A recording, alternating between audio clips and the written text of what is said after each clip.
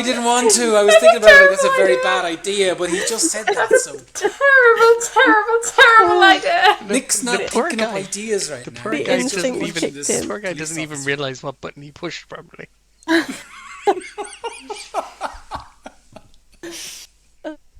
The door opens and Lieutenant Poole steps into the room. And his face goes absolutely ashen white.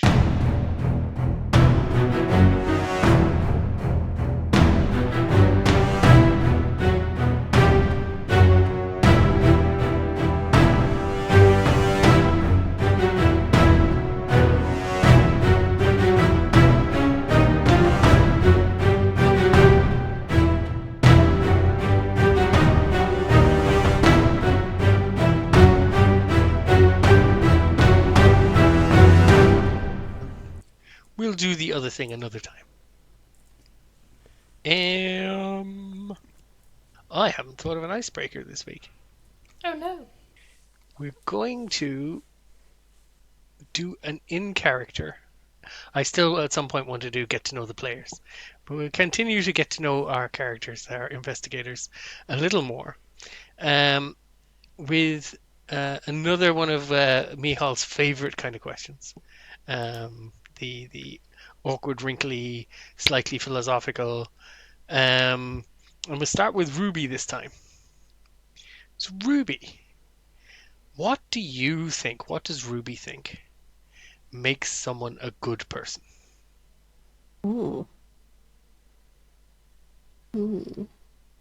I'd say loyalty makes someone a good person. And I'd say someone that you feel as though they're a comfort when you're around. I'd say that's the perk for Ruby. That's what Ruby looks for. She likes the comfort and the calm of knowing that the person is loyal, and yeah, I'd say that for Ruby. But she finds it hard to trust people, so you have to earn that trust and the loyalty with her. Okay, and that segues us nicely to Loveday. So Loveday, what do you think makes someone a good person? Well, I suppose I should confess it's not necessarily what you might call a priority for me, whether someone's a good person or not, but I would count it as generally, good manners, being nice to people, not starting fights for no reason and spitting in the street and things like that, really. But honestly, so long as nobody's really mean to me or to my friends, then they're okay.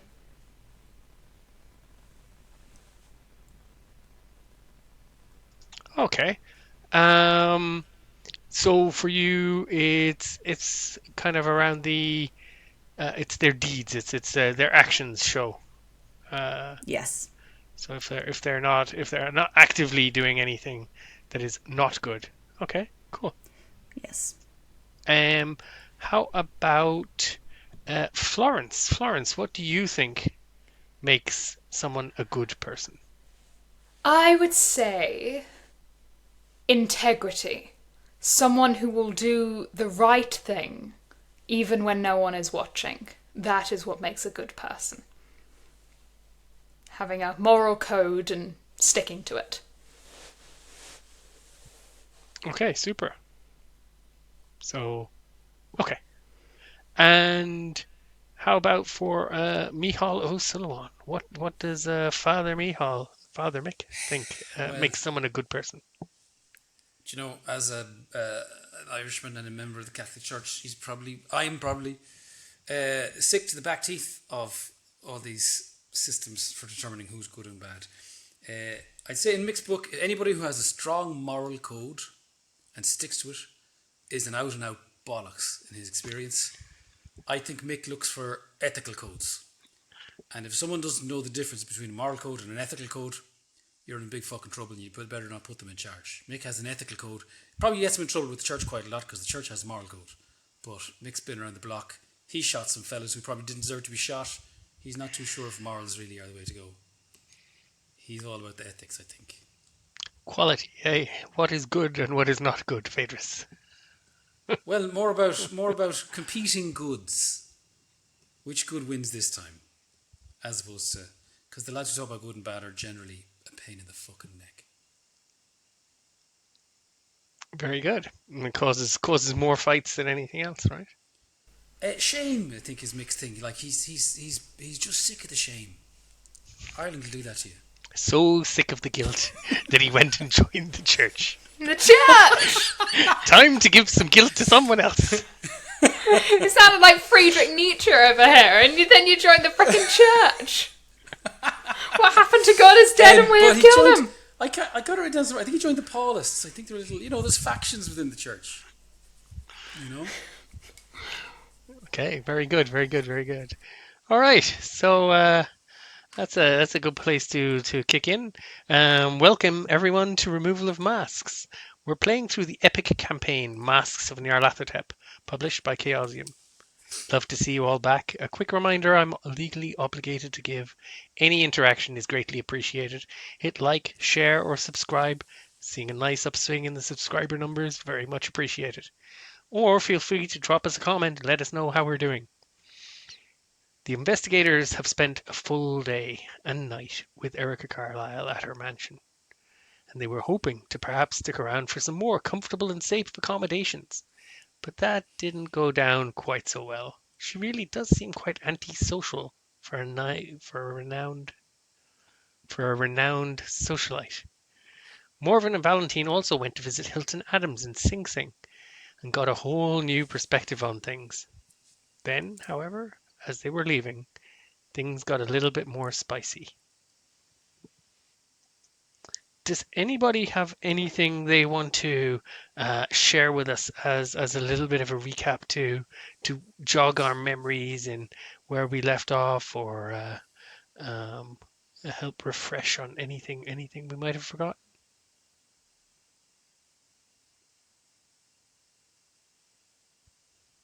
There was the, as Kevin Klein would say, the thing about the police.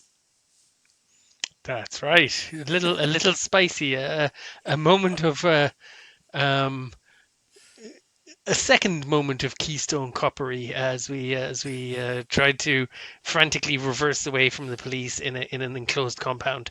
But yes, we'll see what happens with Valentine and Florence when as things progress. How about where we left off with you folks? Some people have been doing a little bit of overnight reading, if I remember. How are we finding that? Dakara. Enjoying those nice books? Yeah, Ruby, how's the reading going? I mean, nothing too big to note, to be fair. Just that girdle, I guess, of the ruby and the change in shape and colour of that stone there.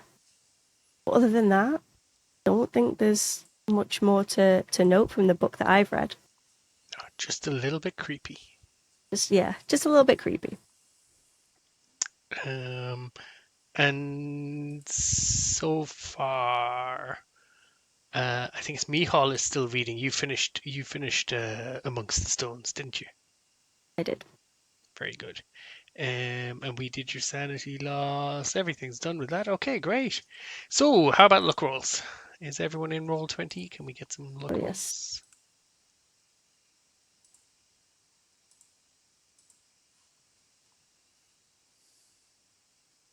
Nah, you're just a lucky bunch. Failure. Oh, well, I think Mihal burned a bit of luck last week, didn't he? The week before, I think I burned quite a lot in that snowstorm. So, remind me, 1d10, is that right? 1d10. 6. Lovely.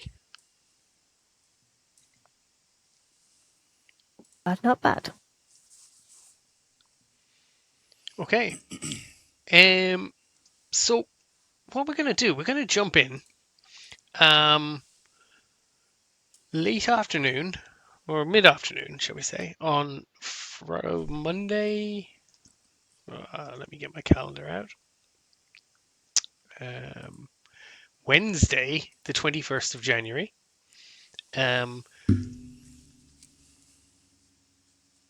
Ruby and Loveday and Mihal are all still at Erica Carlyle's mansion. Loveday is possibly taking a little bit of quiet time, licking her wounds, as it were, emotionally recovering from the not so gentle rebuff she got from Erica when she broached the topic of staying a little longer. Ruby has been just enjoying the comfort, and Mihal has been continuing to read. Mihal, you finished skimming the book. You're going to lose 1d6 points of sanity, please.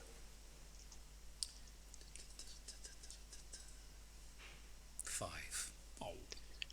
Ooh, okay. We'll deal with that in a moment. Add 2 points to Cthulhu Mythos score. That skill. You know this book will take another 10 weeks to study in depth. And sorry, I rolled there by accident. How do I do this? Edit mode. That's okay. 2. Wow, that was hard bought. Yep. Well, it's not a skill necessarily that you want, because remember, your maximum sanity is also now decreased by 2, so you can never go above 97% sanity. Oh, I wasn't planning on it. And you have read this diary fully, and you are pretty certain that this English artist Crompton, Montgomery Crompton, was quite insane when he wrote this diary. There's whole sections of it incoherent. He went to Egypt in 1805 and became minor priest of the Brotherhood of the Black Pharaoh. It narrates all manners of unspeakable acts committed for the Pharaoh of Darkness, which is a term, a phrase you haven't heard before, as well as describing the hidden throne room in the Bent Pyramid. Okay, now you have an excerpt, but a section that kind of stood out to you. But I think maybe that's something you'd probably be more inclined to share with the whole group later, depending on how this little bit of temporary insanity goes for you. Oh, say what? What? Yes, What now? you just lost 5 points of sanity in one go. So I am going to require. We're going to straight away get a bout of madness, a real time bout of madness. I'm not going to do one of the difficult ones. Okay.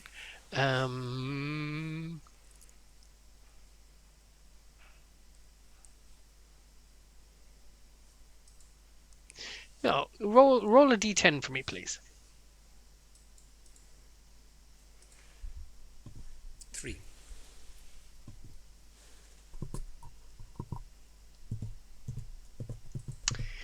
Okay. Roll another 1d10, please. 4. Okay.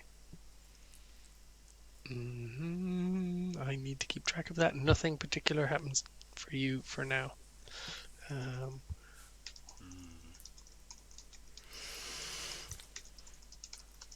Ominous. I feel totally safe about that. That was I guess vaguely I'll just ominous. Okay. relax.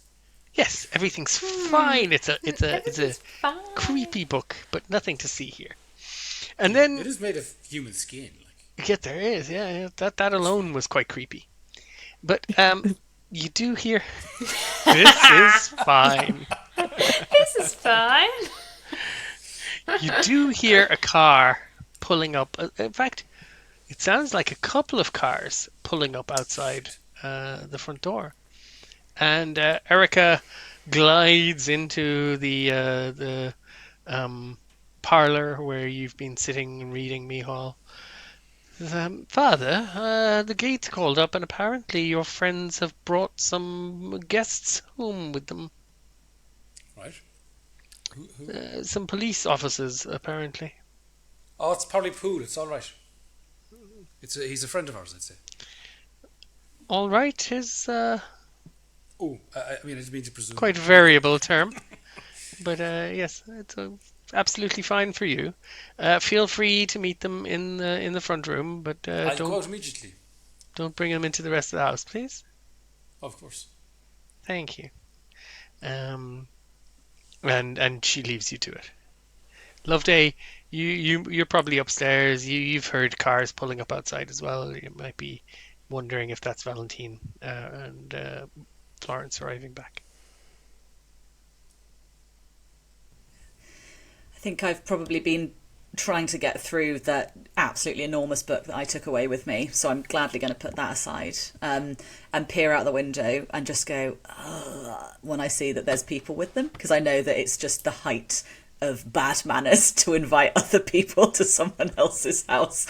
And I'm very conscious we've already been kind of like politely shuffled out by Erica, like pointedly. So I'm going to rush downstairs to see if I can sort of clear everything up and maybe get us all gone, because I don't want to outstay our welcome. We might still need her help in the future. Okay, very good. So you go downstairs, and Michal, you go out into the front, and you probably arrive into the hallway about the same time as Valentine and Florence bustle in through the door. Now, Florence, would you be come on in to the two police officers who've got out of the cars to come with you, or would you be saying wait here and I'll see if you can come in? Or I think Florence has enough, Yeah. social tact that she's not going to do that. So it's more to- you hold on here. I'll see if it's okay. Okay. Yeah. So then Florence and Valentine bustle in. Hello. How are you getting on? Hello? Well, sorry, how much do I know about... So because all obviously you I've know been is in, so I don't... they've been sent to keep an eye on you by Lieutenant Poole, and they need to have a brief conversation with you and your companions. Okay. Well, we've got some police officers. Apparently they're working with Lieutenant Poole, and they're here to keep an eye on us, apparently, and they want to talk to us all. Could they come in? Sorry, where did you find them? They found us. We were visiting the prison, visiting Hilton Adams, and we can talk about all that later. Got some useful information, but yes, we've got all of these. They just stopped us, and yes, they're the same ones who were following us earlier, I did think. And now they want to talk to us. I know, it's also quite strange. I don't entirely understand either. Poole was saying to us he wasn't able to do anything in terms of the investigation, but he's well able to And now follow he can us. follow us. Yes. Excellent point. Did they say what precinct they were from? Precinct 7A. Thanks, guy. Precinct 7A? Just like, we don't want to do this, just echoing. It's like, this now. A voice from above. A voice from above. 7A. But did they show you identification? Did they show you, ID? Oh, yes. 7A? Oh, yes. Yeah. Grant. Yeah, Florence, you know the drill. You wouldn't have just accepted their word for it. Oh, yes. They showed us the badges. We asked for identification. They're legit, even if the motivations are strange. What about you, Valentine? Well- What do you think?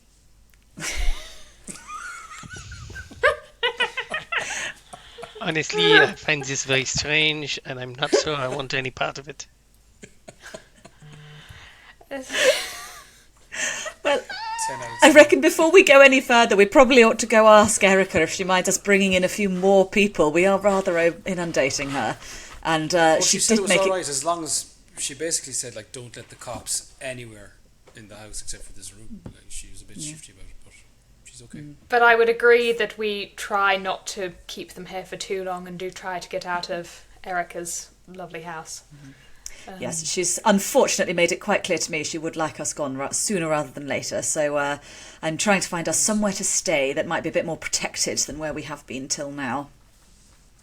Well, that's a good idea. Let's talk with the policeman and then try not to let it go on too long and then try to get to another location. Is Ruby in bed, or where the hell? Should we go get her? Yes. I'll pop up and get her. You two take them through to the front room and let's get this sorted as quickly as possible. All right. Okay, so you pop up to fetch Ruby, and Mihal, are you going to escort the cops in, or are you going to leave that to Florence, seeing as they're her problem? Okay. Well, no, we'll start off friendly. Couple of quite beefy looking plainclothes detectives standing on the doorstep, and they afternoon. How you getting on? Afternoon. Very good, sir. Can we come on in now? Absolutely, yes. So they come on in, and as they do, they are followed by one of the security contingent. He is very obviously armed, shotgun slung at his side, and a bulge at the small of his back. And neither of the two cops look particularly comfortable. But private property, nothing they can say. They're not here issuing a warrant, anything like that. So, and he's not menacing them or anything. He's just accompanying them. Can I reach out my hand to shake his hand? We say, thank you so much now, thank you so much. Erica said that we can escort them into the room from here. Right, so I'll just wait outside the door. Shout Good man if yourself. you need me. Absolutely. Thank you. He's not quite as grizzled looking as Joe, but he is. He's still quite a imposing figure. He steps back out of the door, waits outside. The two cops kind of shift from foot to foot. Thank you for that. So just want to quickly appraise you, fine folks, of something that's come up. Lieutenant Poole said if there was an appropriate moment, we could raise it. Well, do you mind if we just wait for our companions to come down? They'll be here in a Oh, moment. yes. Okay. You'll only need yourself. Loveday, you're tick on Ruby's door. Darling, there's some policemen downstairs. I'm afraid you're going to have to come out. I think we have to talk to them. I have no idea what they're doing here, so don't ask. We're just going to see what Florence and Valentine have dragged in. No, okay. I'm coming. On my way. Okay. You two go downstairs and join the others in the front room. Again, there's nice tranquil sounds of tinkling water from the water feature. The reasonably bright day outside means that sunlight is filtering through the various foliage in this quite arboreal front room. The two cops are taking the opportunity to have a good look around while they wait. One of them looks particularly agog, as if he's never seen anything as opulent as this in his life before.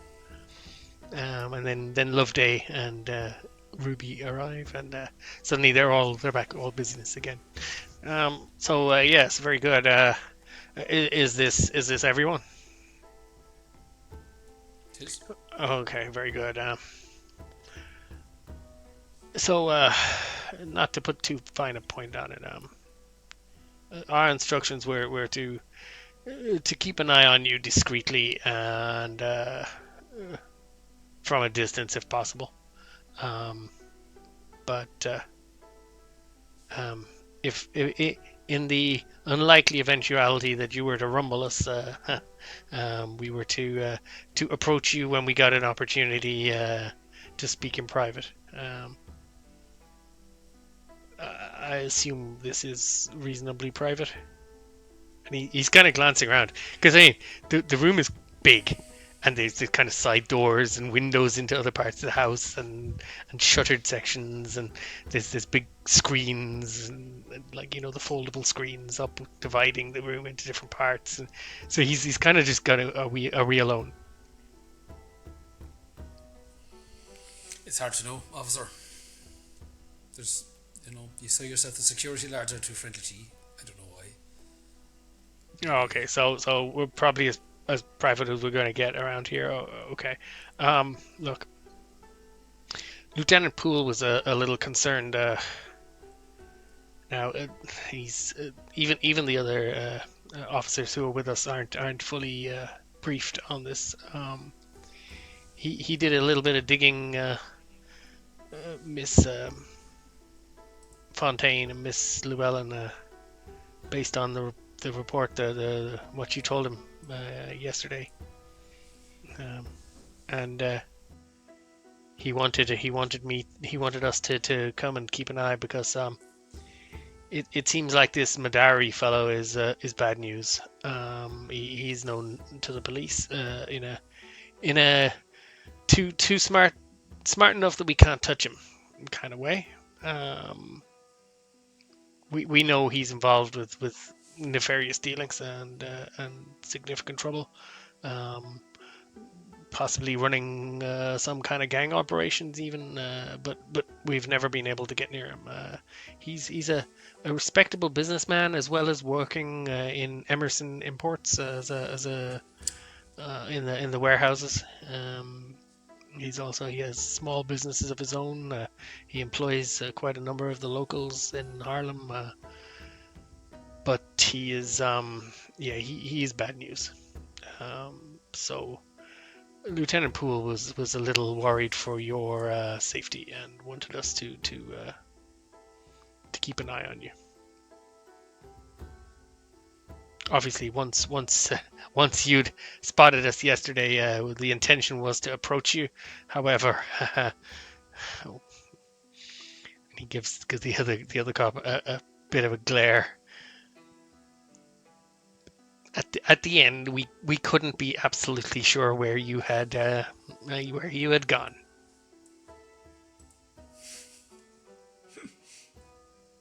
Obviously, now it makes sense. Williams here did not think you would be coming into this kind of residence. Williams like, well, come on, who would have known? Look at her, man. So anyway, just wanted to make sure you were aware of the situation and didn't think anything untoward was happening. No, I mean we appreciate your concern and for looking out. But no, we're safe here. Are you going to continue following us, or what's the plan there? Well, if you're remaining here for a significant amount of time, we will probably just leave a car nearby. But if you're back on the road, we will probably maintain a discreet distance if that's all right. We may just keep one car on you for now. Williams here will be able to go back and get to other duties, assuming you're not going to try and give us the slip again. Well, we certainly weren't giving you the slip on purpose. You were very shifty following us around like that. I have to say you're very observant, and if you weren't giving us the slip on purpose, well then you are very fortunate, because yes, that was as neat a bit of obfuscation as I've ever seen. Well, I was up for ramming you, to be honest with you, but Just didn't work out. Greatly appreciate that you didn't. So you decided to follow us rather than just reaching out and speaking Well, our to instructions us. were to keep you under surveillance and make sure you were safe, unless it became obvious that you had noticed us, in which case we were to approach you. Tell us, why did Poole never mention this Mr. Madari before? I don't know who raised the whole Mr. Madari thing. I believe this was a report filed by you yourselves, no? You brought the name Madari up to Lieutenant Poole yesterday. Fair Yes, enough. that's right, because we think one of his fellows shot Ruby, and obviously we couldn't have that.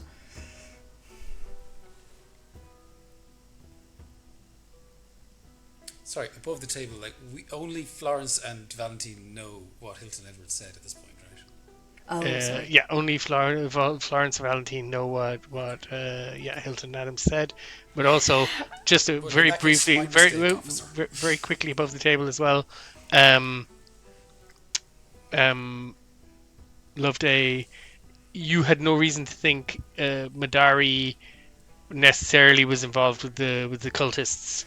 Shooting. You Yeah, were more it was, worried we were that at his Madari was office, the one that right, was in London. Madari Yeah, was the one that thank you. was potentially scamming your father, and you got shot by cultists, so you were making kind of double angled assault on poor Lieutenant Poole. Yeah. It was his... Also, It was this is going to be interesting. Sorry, Florence. I was just going to say, above the table, apparently Roll20, unless you press the button that says Save Changes, does not save your notes. Oh no, it doesn't. So a bunch of my notes were deleted. So I only have what I remember. So I'm going to say everything I remember.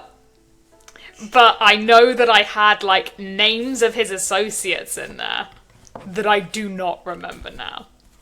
Well, I mean, we've And got other above details. the table, but Yeah. Okay. it's all part of the This would be really... It would be great if Valentine was around to say, like, oh, and here are the details that Florence didn't include. But, yeah. Yep. We'll get through. Okay, all good.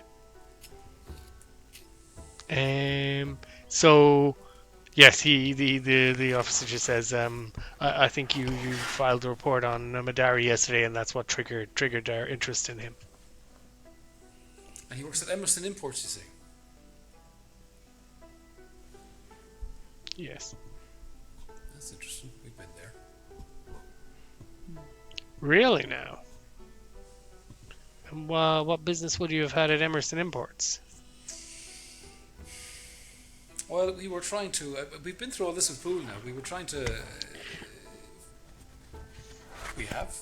Yes, sorry, GM is reacting when he shouldn't. Valentine maybe is giving you a little bit of a behind the cops back. We were down to Emerson Imports to see... we found a reference to it. That we felt our friend Jackson had been there. We went down to see if we could figure out why. But sure, they weren't able to tell us anything because, of course, we didn't know the name Madari then. Ah, very good. Well, we've discharged our duty. So, will you be remaining here for the foreseeable future, or will we be needing to accompany you go on to other places? No, we'll be off before too long, actually. We're going to try and find a hotel, I think, in New York. I'm making inquiries at the Waldorf Astoria, provided I get some money wired quickly. And if not, then I think the plaza, probably.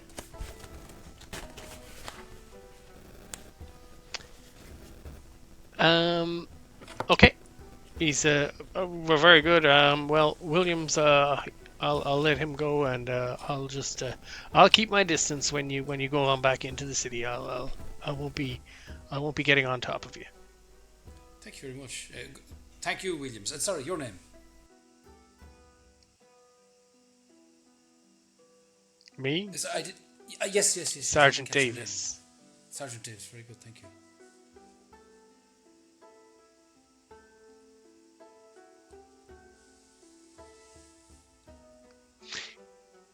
Good day to y'all.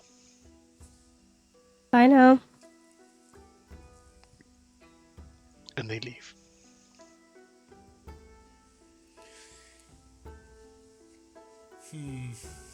So what are we thinking? I think the very big, but at least now we better call up Poole and double check this. Yeah, Run the names by him, and then that's not a bad shout. Weird that he didn't contact us direct with his plan. It's weird that if he's got 2 policemen to spare, that he didn't send them off doing something useful. Rather than following us. There were Sure, 5. you go. There were 5 cops, Florence. 5 of them. 2 cars, 3 in one, 2 in the other. 5. There were 5 of them, and he's saying how he doesn't have resources, that he can't investigate, that his hands are tied. And now there are 5 people following us. Following I'm us, not not the cultists that we saw. Not They're the following us. cultists. They're following us. Well, And look, like maybe I said, Portsmouth Go on, sorry. Like I was saying to them, if it was just about keeping us safe, then Poole would have contacted us, or surely that would be the strategy, to say, I am concerned about the danger, I'm going to give you a police escort. And then surely 1 person and not 5. Well, I don't know. I mean, we went to him and we said that the cultists shot at us. So maybe it makes sense that he would put a few lads on to make sure there's someone there if it happens again. We should just give them the benefit of the doubt for now, maybe. Yeah, I guess. I mean, they had the 2 of you. They brought you right back here. They could have, taken care of Yes. Yes. you. Look, we're going to have to get out of here fairly shortly. We may have already overstayed our welcome a little, so. Florence, do you want to fill us in on how their visit went there? Oh, yes, we got a good deal of information. In fact, it seems that Madari may be worse than we thought. When we spoke to Hilton Adams, he said that he started investigating disappearances in his neighbourhood, and he followed some people, and then he followed Madari, and he got his name, and then after he got the connection of Madari, that is when he was framed. So I think that we think that there is a connection, that Madari is involved with the cultists, that Madari is quite possibly someone, a senior leader within their group, and that Hilton Adams was onto them, and that is when he got arrested. That's the summary of it all. Did Hilton mention anything to do with the occult? Any links there with Elias? He didn't mention Elias. He did mention Madari? he And the mentioned Juju Madari. house. He mentioned the Juju house. He mentioned the Cult of the Bloody Tongue, I want to say, because he read about them in the library. Yes. He found a book on them in the library the same way that we did. So he said about Juju House, and he said, yes, the Cult of the Bloody Tongue, and the connection with Madari. Interesting. Okay. And how did he follow Madari?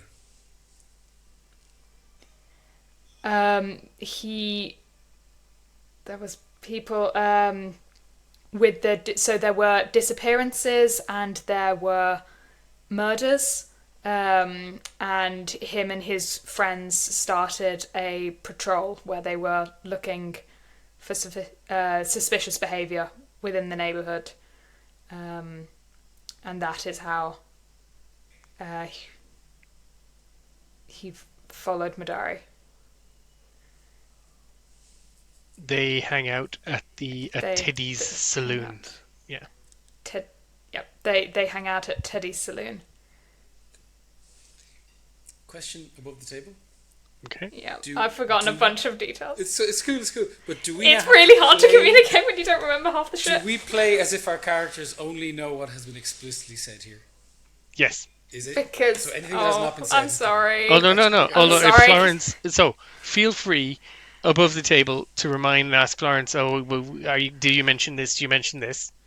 Oh, okay. Yeah, rather than Okay, me, in that case, because the- this is Morven's lost her notes, right? Yeah. Okay. So do you want a bit of leeway. Sorry. You guys have I your know notes. that there was a lot. You can give I her know a there little. was a lot do you mind, Guy? more Can we there. pause and Yeah. do a little refresh here? Okay, Yeah. so give me 1 second because I have it. I have it here. right? Because So hang on. yeah, I know that there were loads more than that, and it was actually a really good exposition dump. And now I'm just I have none of the exposition dump. Yeah, so he was saying that the disappearances were going on for years, and he first noticed them in 1919, which is the same time that Carlisle started behaving like a fucking nutjob. Abductions were monthly. He said they were at the dark of the moon, but no bodies were ever found. And then the murders happened separate. It's not clear to me, was he saying that he noticed the murders in 19? It couldn't be, because now it's 1925, there's only been 8. And the 8th murder was an opportunity to frame him. They started the patrolling. They were all World War I veterans who wanted to use their skills. They found patterns that the bodies were dumped in a certain area, and it looked like they were trying to distract them from Harlem. Mm-hmm. He said that that doctor who helps out the cops, who we haven't visited yet, Mordecai, Yes. put out a press release about it. He thought for some reason when he read about the cult, he thought of the Juju House and Silas Nkwane, and he surveilled it, and they followed a bald African, strong, late 30s, to a coffee shop called Fat Maybell's. That's Madari then. Followed him to Fat Maybell's coffee shop speakeasy. His friends were then called Needham Johnson, Jackie Willis, and another one whose name I didn't get. They tended to hang out at Teddy's saloon. That's Needham Johnson, Douglas Fells, Art Mills, and Jackie Wallace. Art Mills. Yep. Douglas Fells. I'm dropping those in Roll20 chat. Sorry, you just spoke very quickly, and I was trying to write it all down. So. Oh, sorry, I'll do that. Yeah. 1919, they started monthly abductions. The murders were separate. World War I veterans. The doctor who helps with the cops put out a press release. What was the connection with Juju House? It just made him think of it, I think, is what I have here. I don't know. That sounds a bit flimsy, but that's what I wrote. I think, I they were. So I've written down that they were following Madari around, and he was spending a lot of time at the Juju House. So that's where they kind of stumbled across it. Is what I have. The only place that had ties with Africa was Juju House. So then he didn't get round to surveilling Juju House, but he did follow a muscular African man from the Juju House to a coffee shop.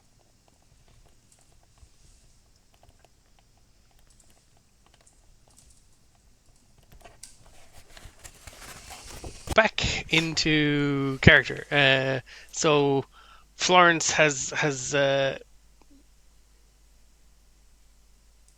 dumped as much of what she can remember of the interview with Hilton Adams onto all of you in a little bit of a rush as you're kind of sitting there in the front room.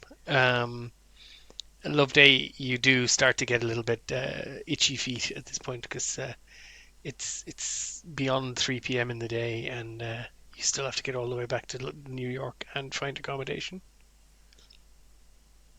Unless you're staying here another night. I had said in the last session that I was going to try and phone my father to get more money so that we could afford to stay in one of the fancy hotels with the extra protection that Erica you can cover said. Yeah, you could cover any of those out of pocket for yourself. They're not Okay. that expensive. I mean, Okay, you perfect. one of the top 10%.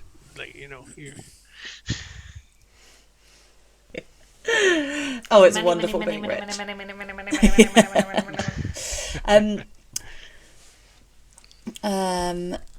Well, in that case, can I slope off while the others are doing whatever they're doing, and maybe try and place a call to one of the hotels and see if they've got any rooms available? Yes. Perfect. So I'll say, who are you well, calling? Well, I will start with the Waldorf Astoria, I think, but I'm just going to say to everybody, Okay. right, I'm going to go see if I can find us somewhere to stay, with just slightly more protection than we have back at my aunt and uncle's house. So I guess let's all gather our things and get ready to go. We don't want to be outstaying our welcome, because as it stands, we have 5 invitations to Erica's soiree, and I suspect if we stay too long, those invitations will start declining in number. Why are we still going to the soiree? Do you know? Well, we've been invited. We've a few leads to follow up, but... yeah, but geez, she's not even fucking friendly, like.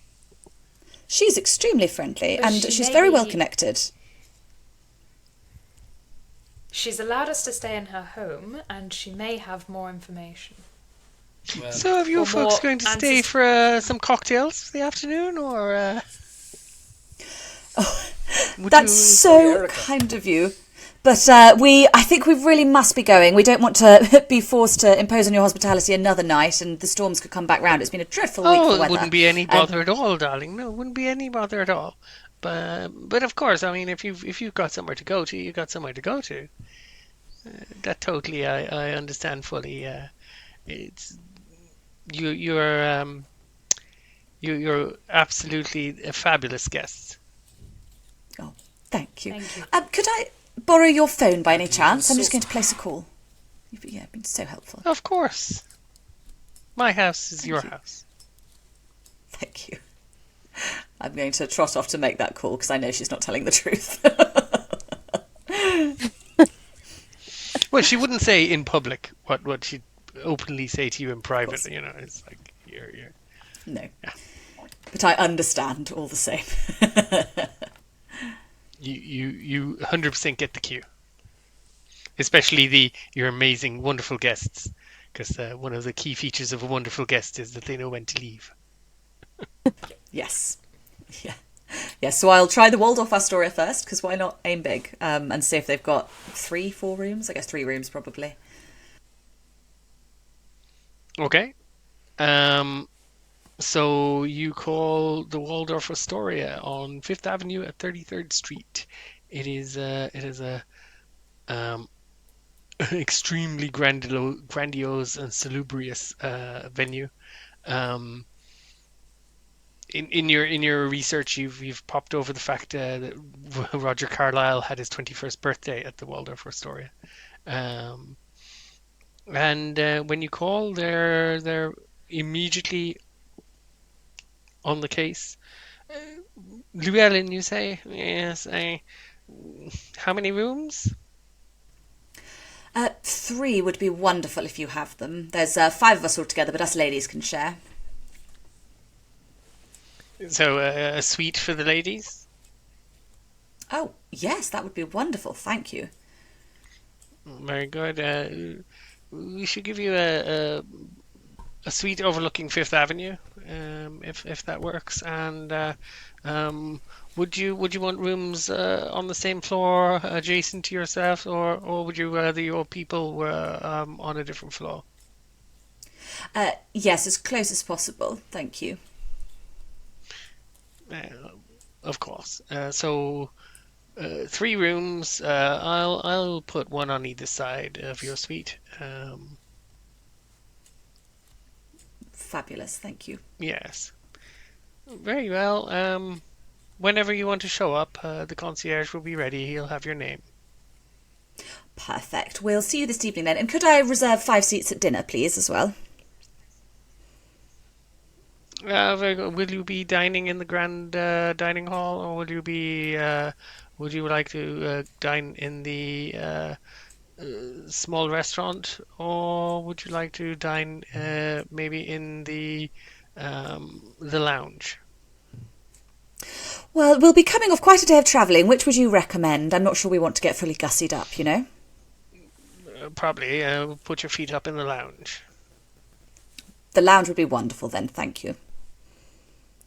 Very good. I mean, there's a slightly more limited menu, but I assume you won't be looking for 4 or 5 courses. No, I think we'll be quite all right with what you've got. Thank you so much. Very good. Look forward to seeing you. We'll see you soon. Goodbye. Goodbye. Meanwhile, back in the front room, Erica has dished out a couple more cocktails around and is chatting away, full of life and joie de vivre. Glad that we're going now.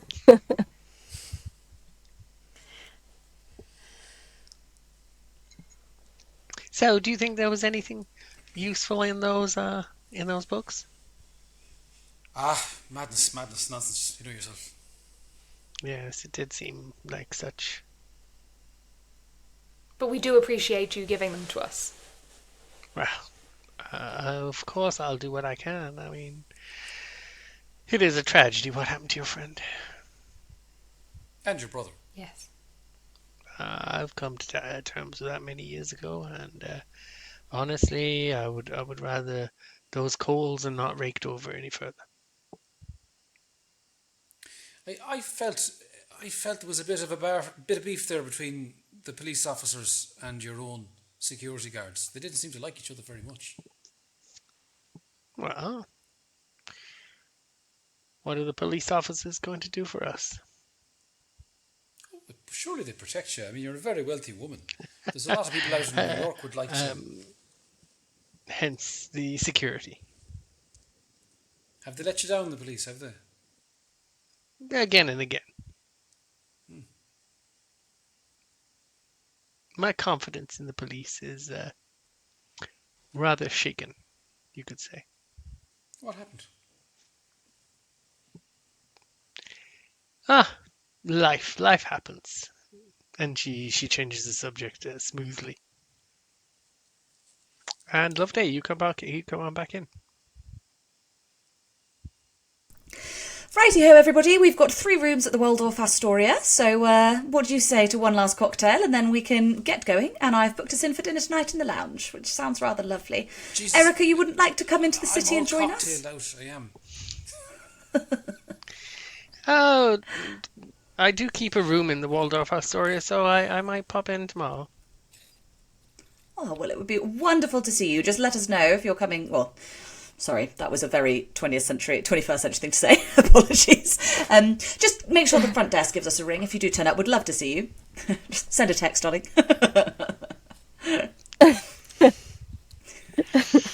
Of course. Well, it's been lovely. If you're not having your drink, Mick, So delightful. I'll finish it. Here.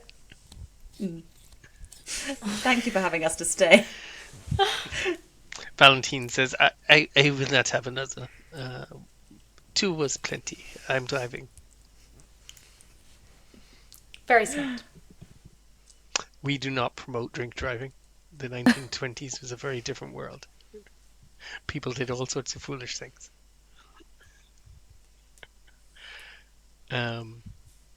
Okay, so you hit the road. Where to first, Miss Llewellyn? Valentine gets in, and I'll try and emulate her driving position. So Valentine is at the wheel. She sets off for New York City.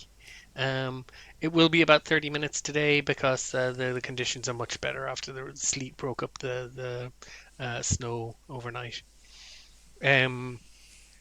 So yes, straight to the hotel, or where should we go? Well, who needs to pick up clothes and things? We could probably do with going by my godmother and godfather's, Ruby, to pick up a few outfits and whatnot. Yeah, that sounds good to me. Let's do it. Well, Florence, we have not checked out yet of our other accommodations. So we have nothing at Loveday's house, but we should go pick up our things. Yes. I was Pick up thinking of that everything. once I drop you. And I'll pick up a couple of things from St. Paul's. But maybe before we go our separate ways, maybe we could chat over the various leads we picked up. Otherwise, all we're going to get done today is go to a hotel. Well, we have a half an hour now. Now I'm German. Yes. Sorry, is my lighting okay? I've tried to light fiddle as best I can? Is it not too dark? It's much better. Okay. A little I think this is the eerie, best I a can little do. eerie, but that's still that's quite I was good. about to say, I've got this lamp, but I have no idea where to put it. It's not, in a way that's going to be the best. Ah, Good that's balance. good. No, that's not going to work. I'm going to put it down there. Put it down there. Try to get as much light as eerie. Spooky. We have ways and it's means of appropriate. making you talk. It's the shadows. Yeah, no, that's good. Um, Okay, so Valentine will Sorry. drive and concentrate on the driving, so she doesn't have to participate hugely in the conversation, and you folks can compare notes, I suppose. Well, it seems that Madari seems to be at the head of whatever's going on.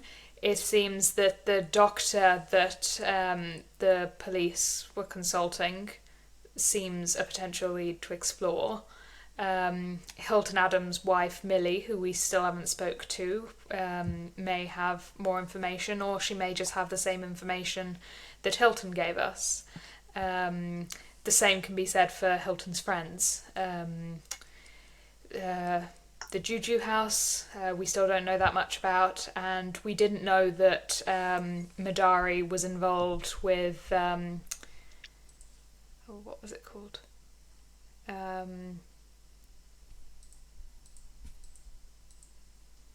Emerson Import. Emerson, yep. Emerson, but we didn't know that Madari was involved with the Emerson Emporium when we first went there, so maybe that's a lead to revisit. We've got several potential leads. There's the coffee shop that he was seen The going coffee to. shop. But also, I mean, when we've been to Emerson Imports, we didn't know he worked there. If the man has a job, he's probably there regularly enough. We could go down again, all right. There's also I'd like to get the notes from the Medical Affairs Board, but I suppose there's no rush on that. They're not going to disappear. Are those the ones that Erica requested for us? Yeah. Is she going to send them to us? No, or do she said we need to can go over and get them. If I remember right. Oh, Have we and told her to just... Yes, we can just go get them. Okay. I would wonder, I don't know what you think, but I would wonder if Mordecai Lemming, the doctor fella, mightn't be that much of a priority because, I mean, as far as I can see, he put out a press release a while back that said it was probably Yes. a big deal, we know that. The only thing was he did look at Jackson's body and there might be something he has to say about that, but I'd be more inclined to head for the speakeasy or even to go down to Teddy's saloon and see if we can find some of Hilton's friends. You know, they Yes, might know more that's- about That's not a in bad jail. shout. Yeah, maybe try and Gary pick up the was notes. Giving them a hard time as well. I think the notes, yes. The notes. Try, I mean, just along the So way. if we're going our If we're separate just ways now, if there's maybe get a job done and then meet in the hotel this evening. perfect. Like if we're splitting up now. Yeah, we could cover more ground. Don't Yeah. have a heart attack, Florence. You controlled yourself very well there. I could- believe that... Go on. I think it's perfectly fine for us to split up. I just believe that no one should go off alone. Oh, because that's what I was commenting. You hadn't spotted that I was good off my own. Are we splitting up? Because I thought I was just picking up our things, and you were we're going just to go driving by. together. All right. We could just... You would have the driver, whichever driver, take you? If he is still alive, ha ha ha. And say it. We should know visit the him state in of the hospital, driver. Or I should. The driver may be in the hospital. Is the driver coming He's back to all work right. yet? He's got a bit of a quite an broken injury. rib, probably a floating rib. Well, I am sure Just a scratch. Loveday's family would not have only one driver. If there's a need for a second driver, they would have one. They won't be relying on me. I thought you were concerned about the driver for a second. No, I forgot who we were of talking course to. not. Of course not. This is Valentine. Mick, don't start this. I've always liked you, Valentine. I've just been shy about showing it, you know. Well, maybe we pick all our things up, check into the hotel, and then we can split up from there and try to cover a bit more ground. And then at least we've all got a base to come back to. We know where we're going and all our things are where they need to be. Yes, I think having a safe base is a good priority. What's this? What's his name? Sergeant Davis. What's he going to do when we split up? He'll have to pick his favourite. That's Or pick the ones thing. who think most likely to get themselves killed. them down. So, Oh yes, are we following up on checking up about whether or not Should we check Or in are with we him and Should've say where called we're before we going? left. like it seems check in legit. with? It seems legit. Okay, it's still odd, even if it's I legit. was thinking though, It's strange. these abductions, like maybe they weren't connected to the cultist murders, but if there's been abductions going on in Harlem for years and years and years, Poole must know something about it. Like some of them must have been reported, if not all of them. Yes, if there's been a pattern that people in the neighbourhood were actively aware of, surely the police were aware. Oh, I'm sure that yes, Hilton mentioned the police, or was it Poole? That the police don't think that there's anything serious to the abductions. 10 out of 10, nothing serious. One abduction a month for years, like. Well, you know the police. They're very good at looking the other way. Poole's a funny lad. He doesn't seem to get much done. Hilton Adams' impression that he expressed to you guys, but it was that I'm not going to do this in Valentine's voice, but you can say Valentine is contributing to the conversation. Yes. Is that he thought the police were not particularly interested in following up on abductions and problems of people of a certain class. Okay. The police don't. My community is what he said. Yeah. well, I think it would be worth trying to talk to Hilton's friends and seeing if they have found anything out, because they might have carried on investigating after he was arrested. We don't know. They could have found out things that he didn't know. So they'd be worth If they talking hadn't, to. they'd be dead, but we could try. That's I true. mean, I'm up If for they going to the had saloon. found evidence, if they had found evidence that would prove his innocence, he wouldn't be in prison. But maybe nothing conclusive or nothing that the police would look at. Unless they're corrupt. Well, Yeah, unless they're hiding that Yes. evidence. Well, how about half to the speakeasy, half to Teddy's saloon to see his friends? And picking up the notes on some way. What time is it? Is it too late to do that, or? 3 p.m. I think it was. 3 p.m. It's after 3 p.m. It'll be about close to 4 p.m. by the time you get back to the city. Maybe we could swing by there on the way in. If it's not too much driving around. Maybe I will drop you, no problem. Fantastic. So okay. So Valentine does. She arrived back in the city, and she pulls up outside your godparents' brownstone, Loveday, and lets you all out. Hello, I'm off to get the things. I will see you at the Waldorf Astoria. They have my name?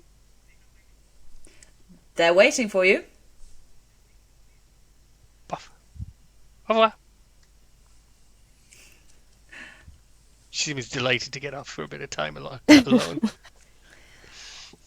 Never mind me being on my own, Florence. Yes,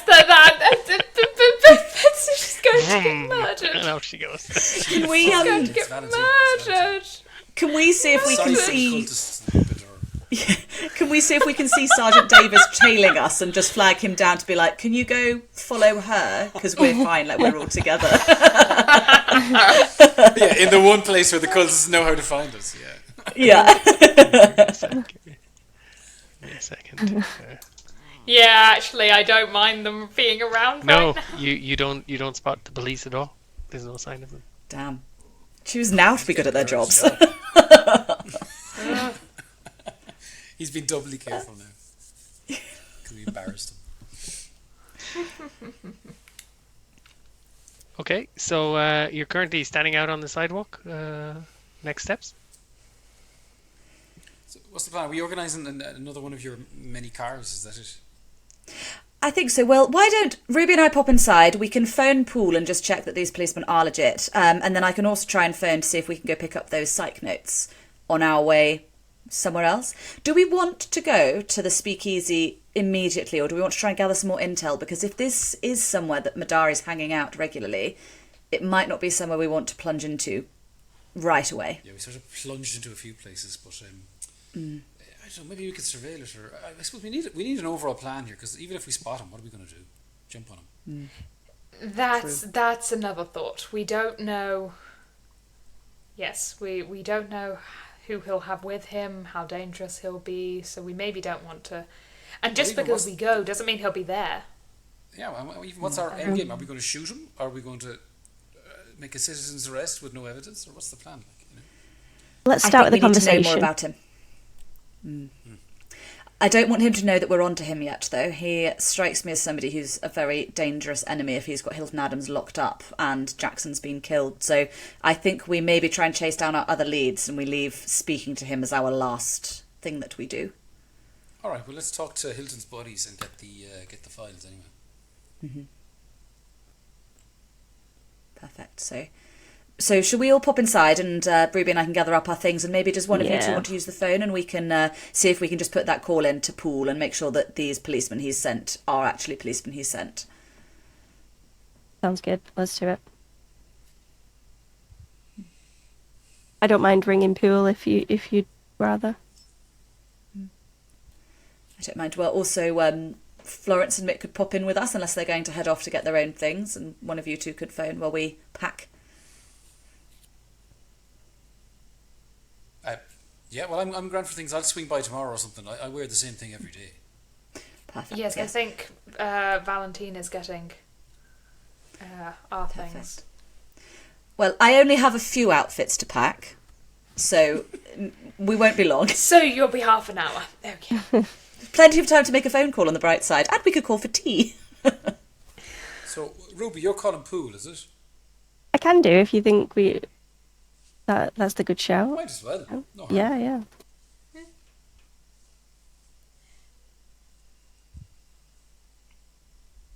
So I give Poole a call. So you go up to the door. Oh no. Up to the door. Why do I feel like they're Oh no. The music. dead? They're dead in there. They're dead in there. What Loveday's? Yes, you go Yep. up to Loveday's brownstone door. You open the door and step in. And inside, The suspense. the lights are off. There's no lights on in the house. You step into the hallway. It's very quiet.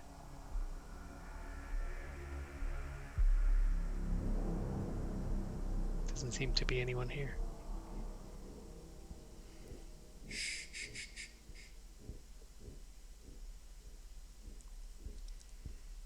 Guns out. Yeah, I was just thinking, Yeah, can we guns. hand on the Immediately. gun, please? Immediately, we are all putting our hands on our respective firearms. Okay. Hands on or firearms out? Well, yeah, Yeah. Out. I mean, out. for me, I'll just put the hand on because what happened last time. I'll just be prepared, ready. Okay. So you move on into the house. Where are you going first?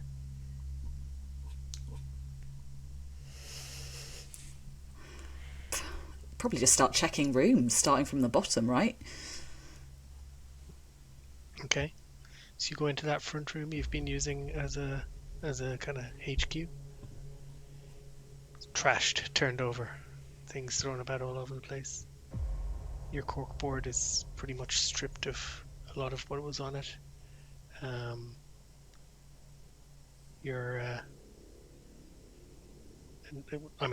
There's papers on the floor, there's bits and pieces here and there.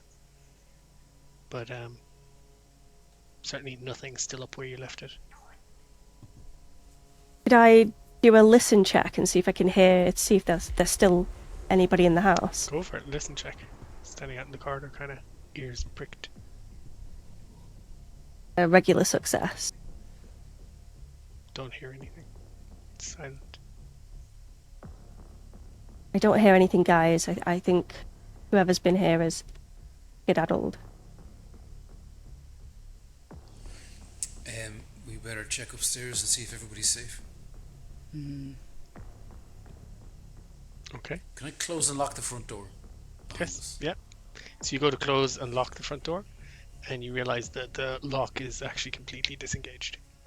Someone has actually broken the workings of the lock, so it doesn't lock anymore. So when Loveday unlocked it from the outside to come in, she just basically the key was just turning in the lock. So, folks, we need to check this house room to room, maybe quietly at first. Let's assume Yes. they know we're here, if they're here. Could I suggest that Loveday, you don't go in front? Yes, I'll watch behind. I'll watch our backs. Okay. So who's going first? Florence. Ruby just pushes Mick ahead. Oh, yeah, me more.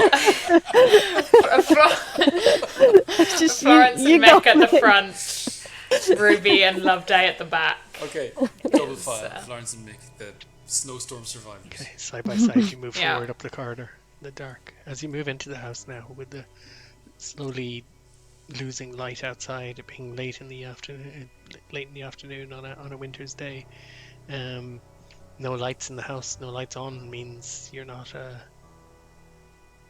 really seeing as much as you'd like. There's a lot of shadow. It's dim in here.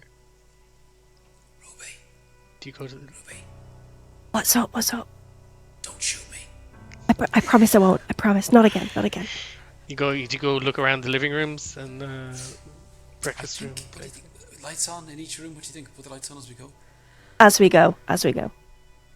Yes, and I would say, like, could I do a spot hidden check to see if I, like, notice anything?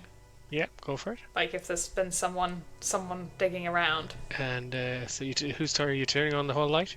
Loveday, you flick the switch. Yes, I'll flick it up as we go Yeah. past. Extreme success. I got a regular success on that. Lights aren't working. Lights aren't working. With an extreme success, you see the phone wires cut in the hallway. The phone wire is cut Why would they do that? to stop them Must- calling for help. Which would suggest that there's someone still around, surely. Well, it meant that they've been here, they've done what they intended to do, but they were isolating whoever was in the house first. At this point, Ruby will just clutch Loveday's hand to make sure that she's okay. Let's just let's keep checking. Let's find out what's happened here. Let's keep moving. Okay, Do we have torches? yeah, does anyone have a flashlight? I mean, there was the one from the car. Did I hang on to that? No, it would probably have been put back in the car, no? Unless you wanted to keep it. Roll a luck check. I don't have a flashlight. I seem to remember Valentine was the one who had a flashlight in the other house, or was it Success. Florence? Did you have one as well? Success. It's not, like, on my list of possessions, and I don't remember having one. No, I think it was Valentine who rolled a luck check last time to see if she had a flashlight with her, and she did. So Mick, yes, you have the flashlight. It's still in your coat pocket. Good job you're at the front. Lucky. Okay. Beam of light. Lights on. Okay. You move to the living rooms first. Have a look. Mm-hmm. They've all been kind of turned over a bit. Things may or may not be missing, but they're not quite as kind of trashed and deliberately gone over as the room that you guys are using as a HQ. Okay. Go to the At kitchen. Loveday? I think it's unlikely that they turn the whole place upside down and then sit here in the dark waiting. But let's keep going. Loveday, do you spot anything missing? Do you see anything that should be there that isn't there right now? Well, I don't think so, but the thing that's worrying me is that I think my godparents should be here, should be home.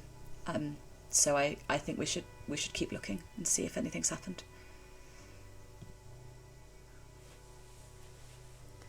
So So we keep looking. Okay. Do you go to the kitchen or straight upstairs? Kitchen. There's no sign of anyone in the living area, so you go into the kitchen. Barely touched. Like, you can see a couple of cupboards have been opened and stuff like that, but nothing really has been done in here. But again, And the nobody help isn't around. here. Cook's not Literally here. no. Nobody's here. So is that all of downstairs explored? Yeah. Okey-doke. Up we go. There would have been like the living room, a lounge, dining room, the kitchen. So you've covered a good few rooms. Nobody downstairs. You go upstairs. Yep. Up on the landing upstairs, there's some things kind of strewn on the floor. You want to give me spot hiddens? Regular success. Success. Failure for me. Success. Okay, those of you succeed. You spot something, and I think all of you kind of glance at each other, and then glance at Loveday, maybe not wanting to say. You spot spatters of blood on the floor, on the carpets. Keep the flashlight off it.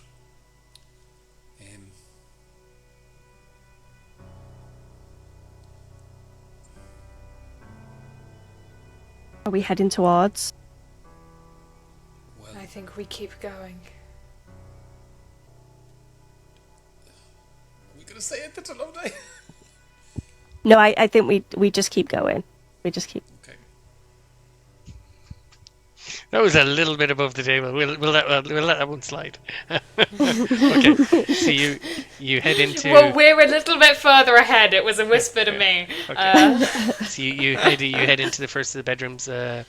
Probably it'll be the bedroom Loveday's using. Again, tossed over. Mattress has been thrown aside. The room has been absolutely ransacked. Nobody here. Next room. Go into the next room. You open the door. It's a movement. A curtain blowing in the wind. The window is half open. Is that what's moving? Yeah. Curtain blowing in the wind. Nothing else. The room is just, again, turned over. This is where probably various of you, the different rooms you guys have been staying in. This is one of the spare rooms that you guys have been staying in. Move on. You make your way to the master bedroom. And less mess in here. It's almost like there was a scuffle or a more kind of a couple of things kicked over. But nothing looks like it's been searched or anything. Just almost signs of a struggle. Above the table, whose room was this? That's the master bedroom. So it'll be Master bedroom. Loveday's godparents' room. What's left? That's it. So between that and the bathrooms, you've covered everything. Okay. So, no one's here. Woo, woo, woo! Flashing blue light outside. Brilliant. Downstairs. Michal turns, tuk down the stairs. Wait a second. Who called the cops? Nobody. Who called the cops? Nobody. The phones are out. How would you have Are called they the cops? are they tailing us? Neighbours. Is it going to be the cops that were tailing us from? What was his name again? Davis. Davis. So you Davis, reach the yeah. bottom of the stairs, and you kind of have this quick, hurried conversation as you do. And then you hear a voice from outside. Come on out. Seems like there's someone in there. Come on out. All right, we're coming out. Careful now. Don't want anyone to get shot inadvertently, like. Guns. Oh, guns away, guns away, yeah. away. Guns away. Why do I feel I like we're think, being set up? Fucking Robson. Yeah. The bitch, it's Robson. I think I've been a bit in like just shock and terror, but seeing everyone hastily put their guns away will snap me back to it. Oh, sorry. We got one chance here. What if all of you get the fuck upstairs and get out the back window? This is my house. Or one of us goes out. Well, I'm not sure we all want to go out there. Come on now. Show yourselves. I mean, you spoke Well- now as well, Mick. They know you're here. Yeah. Florence might be the only one of us they've not Ruby, heard. If Ruby? you want to try. You have an itch to run. Okay. Then do we want to run? Just suddenly. Now, I'm not saying you're going to act on it because obviously Loveday's here, and you're loyal to your friends, right? But you have a bad feeling. Loveday, I've got Give a it bad feeling about this. I just grab Loveday's hand and start backing her up a little bit. My first instinct was to run. It's like, but they're police. Someone's broken into the house. They've done something with my godparents. We should talk to them. They can We're help coming us. in after you in a moment, and that'll No, be the worst I- for you. I'm coming out. I can't explain it. I We're want to grabbing them go. and running. You're grabbing Loveday and dragging her up the stairs, Florence. I think we're going. I think that's the point, and I don't think we have enough time to sit here and discuss it. So if the idea is So run, you're we just are dragging running. Loveday up the stairs, okay? And Ruby, you're kind of behind her. You keep pushing her. Yep. Okay. Yep. Loveday, you're getting bustled what, I up will- and out the back window. I will head for the door. You head for the door. Step into the door frame. Okay. But you're walking towards. Go. And hands Well, up. they know I'm here. Yeah. And hands up. He knows Mick is there. Oh, I'll maybe put the hands out through the door really slow. Okay, we No got threat, you. no Come on threat. out. Come on, step All out, right, all of you. I'm coming. I'm coming. What do you mean? I'm coming. All of me. You got. Hello. And there's the person that you see in front of you is on your on the corkboard, the very limited now corkboard.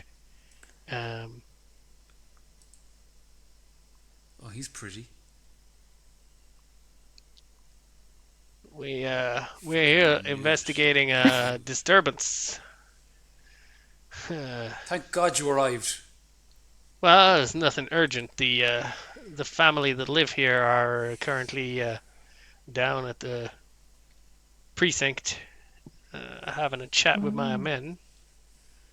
Oh, thank God. I was so worried. Oh, really? We're kind of concerned too. You returning to the scene of the crime, my friend? I don't understand. What do you mean? Well, there was a crime committed here. Was there? You couldn't tell in there? The place is absolutely turned upside down. But you say to me that the people who live here are safe. He's the only cop who's moved away from the cars, and he steps in 2 steps closer to you. So he's almost nose to nose with you. He's quite a beefy That's guy. right. So, Mr. O'Sullivan, if I were you, I'd pay attention now. And he looks past you looking for Loveday or anybody else. This is my face. This is my face Miss when I'm paying Llewellyn. attention. It's a good thing New York police have taken good care of her folks. Who knows what might have happened to them after they had a run-in with some ne'er-do-wells in their house. Is that what happened? Yeah. So who knows what could have happened if good old NYPD weren't here to make sure everyone is obeying the law and keeping their noses clean, right? Well, I'm confused. You came and you rescued them after this terrible thing happened. They came, they made a police report and called from the neighbors, and we sent someone to pick them up. And they're being looked after. I think this is a good opportunity for, and he again looks past you for Loveday, for you and Miss Llewellyn to realize that this is our city, and maybe you need to keep your noses to yourselves. Don't you think? Who would be we? Who's our when you say our city? He's going to hit you in the stomach with his tonfa, which you didn't realize he had in his hand. Okay, let's do that then. Dig. Okay.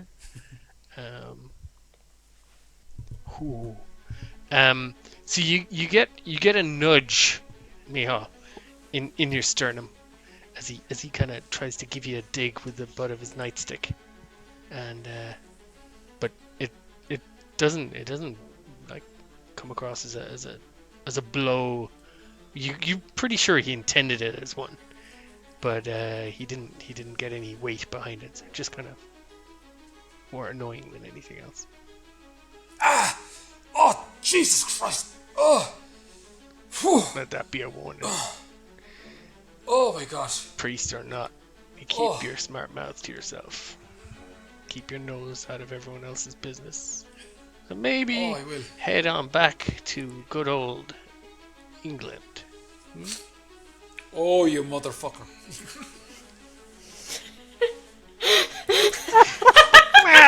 I'll take him. I'll just fucking take him. Oh, I have to now. oh no. That's a terrible idea. No, I didn't want to. I was thinking about it. That's a very bad idea, but he just said that. So Terrible idea. Nick's not poor picking up guy. ideas right now. Poor The guy He's just instinct doesn't watching even. kicked this in. Poor guy police doesn't even officer. realize what button he pushed properly.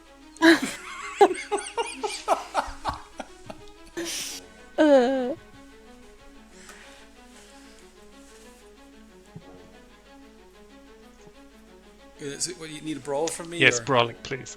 And So you're actually Oh, doing you'll it. regret this. he is You'll going to all be regret taken by this. surprise, so he can't fight back or dodge. That's success. Mihal's been in Yes. Well, this lad was taken You're back. gonna get arrested now. You gotta go. Yeah. get Michal was giving backhands. He's quite a big lad. So am I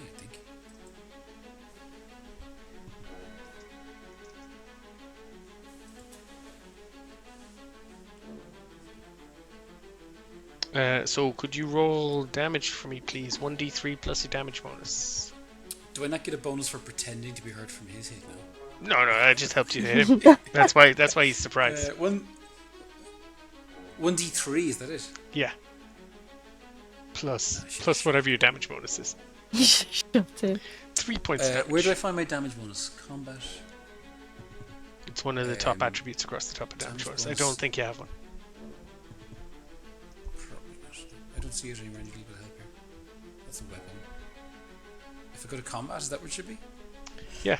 Yeah, along the top row in combat, there's a little box that says damage bonus. Mine's a fat 0. Oh, 1d4. Oh, roll a d4 as well then. 4. I really hit him. Ooh, 7 points of damage. That's a major wound.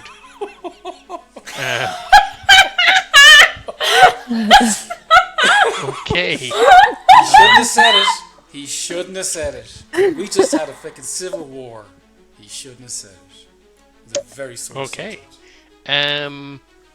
You knock him out. Do you continue to fight? No, you freaking run. Do you continue to fight when the rest of the cops take you down? This is terrible. Probably the This smartest is really unfortunate, Mia. Do you know why this is terrible? Your random insanity thing was that no, okay. So no, this is so the cops run up and they grab you and they take you down. They Hang on, do I have a chance to run away first? You could try and run away if That's you a want. bad Yeah, go on. Would you like to try and evade or? Your choices are Just go on the run. put the boot in again in Poole as he lies on the ground in front of you. Fight the cops. Sorry, no, not Poole. Robson. Sorry, my bad. Robson, yeah. As he lies on the ground in front of you. Run away, which is going to be tricky to try and evade probably 8 cops he's brought with him. No, it'll be 7 because there'll be 4 in each car. So either run away, put the boot in while they come to take you away, or fight back against the 7 of them. Probably also valid. I mean, I'm gonna get the shit kicked out of me no matter what, right? It's in NYPD. I mean, they're fine, upstanding characters, aren't they?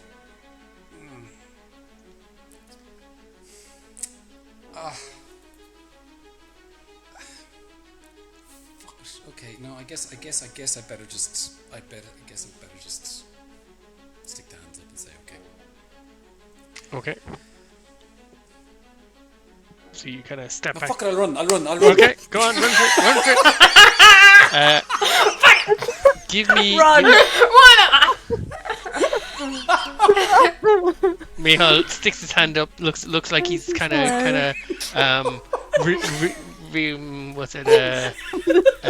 regretting what he did, and then just dashes for it, right? Like, Okay. I'm gonna ask you to give me a dodge, please, to see how well you're evading them as they try and grab you. And then I think it's Not very going well. to be. Oh wait, no, Oh, we'll dear. change that with luck. We're gonna use 3 luck points to change that. Oh, okay. 3 precious luck points, which poor old Mick does not have in abundance. I was trying to look at something, but it's okay. Oh, sorry, that was you changing that. Yeah. Shit, my bad. I'll It's stop. okay, don't worry. That's rude. Okay, so you dodge was fine. Your movement rate is 7. You're not the fastest. So what I'm going to ask you to do is I'm going to also ask you to give me a flat dexterity check, unless you have some kind of athletics skill or anything like that, which I don't think you do you? Probably No, not. we went through this before when you were running away from oh yeah. our good friend in Peru. Okay, Yeah, it was quite Oh, a lot yeah. of running. so you That was a lot.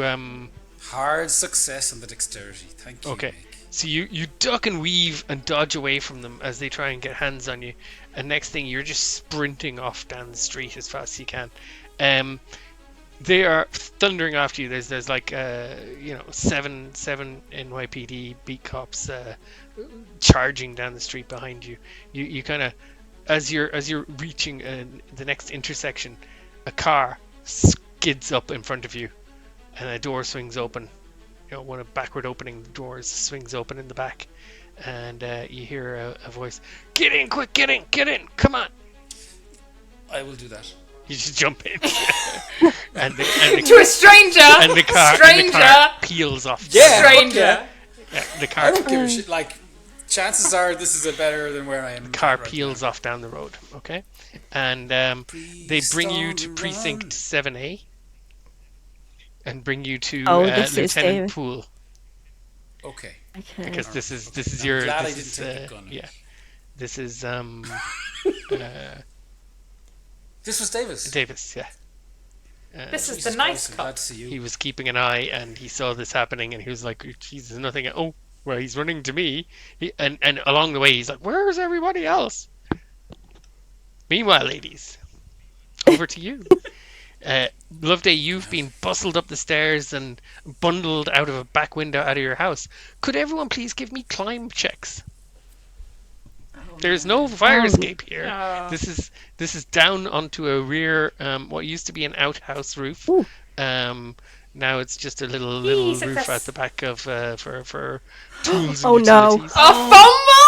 I fumbled. It could have been a horse riding check. It could have been there's 3 horses waiting in the alleyway for you. And instead it's a fumble So on the climb. So Morven, you're there first. You kind of climb out. You're climbing down. You turn back to help Loveday. Ruby, you're probably going last, and you're kind of climbing out the window. You've helped Loveday out, and she's on the top of this kind of sloping tile roof. And Loveday, you just slip and fall. We are going to inflict 1d6 damage on you Okay. as you fall. You make a bit of a clatter, but not enough to really alert anybody. And you take 1 point of damage as you fall, land hard on the roof, probably badly grazing yourself, and then bounce down off the edge of the roof, and kind of, Florence, you sort of break her fall as she lands on you. She doesn't do you any damage or anything, but you probably save her life, so she doesn't crack her skull as she falls. And muscles you've got. And a couple of seconds later, Ruby scrambles down. It's like, everything's okay down here? Are you okay? Are you Thanks, okay? Florence. Yes. Gosh, Florence, you are terribly strong. Thank you so much. Oh, well, I think I broke your fall, but I'm glad that you're not hurt, or not too hurt. Yeah, just... We should... we should go. We should go. We should go right now. What about Mick? What about Mick? He'll find his way to us. We have to hope. We need to get out of here, and we can regroup later. Do we want to go to the hotel? We have already got a plan to be there. And the police don't know about that. And that's a location that Mick would know to find us. Well, Mick knows. Yeah, that sounds like a good plan. I have to know. I have to find out what's happened to my godparents. I can't imagine what's happened to them. I'm terrified. They've become one of these abductions or worse. So, well, let's keep ourselves safe first. Well, we can Florence, call around at the right hotel. now. You need to get Loveday somewhere you can check her arm out, because you're worried she might have actually hurt herself. I'm worried about your arm. I want to get you somewhere I can check. I mean, I assume we need to go quickly, so I can't do that. Just stop and examine now if there's police right there. So let's go. Okay. Let's have a look at your arm. Let's get you safe and well. And I know that this is a concern to you. Anyone want to give me a navigation check, please? Oh, I don't think I'm that good at that. Okay. Failure. Oh, we're all discussing it. Success. So Ruby, Success. You think you might have you're not super confident in your sense of direction, but you think you might know which way you need to go to get to a main road that's not out front. Loveday and Florence don't seem convinced. Discuss. Same. I think I know the way. Just follow me, please. Just trust. I think I know the way. I trust you. I trust you. Oh, okay, then let's go, because I'm not sure where we're going either. Okay. So you move quietly through back alley, trying not to kick over anything. Loveday, as you're kind of going through the back alleys here, you're kind of looking around. You're going, "This is what it's like at the back of the house. This is horrible. Does anyone know this rubbish is back here?" And after a few minutes, you come out between two dumpsters, out into a side street, and Ruby leads you off to a main street. And there's regular traffic. There's cabs going by. There's people walking around. Everything's completely normal. Should we flag down a cab? Let's get in a car and get out of here. Okay. Yes. So you flag down a cab, and you reach. I assume you go straight to the Waldorf Astoria, so you can start making some phone calls. Hotel. Okay. Yeah. You reach the hotel. There's a moment at check-in, Loveday, when you're given a couple of strange looks. You look a little dishevelled, but you very quickly disabuse him of any notions he might have, and they get you to your rooms hastily, and get you stowed away. You do have the same question asked 3 times. What about bags, madam?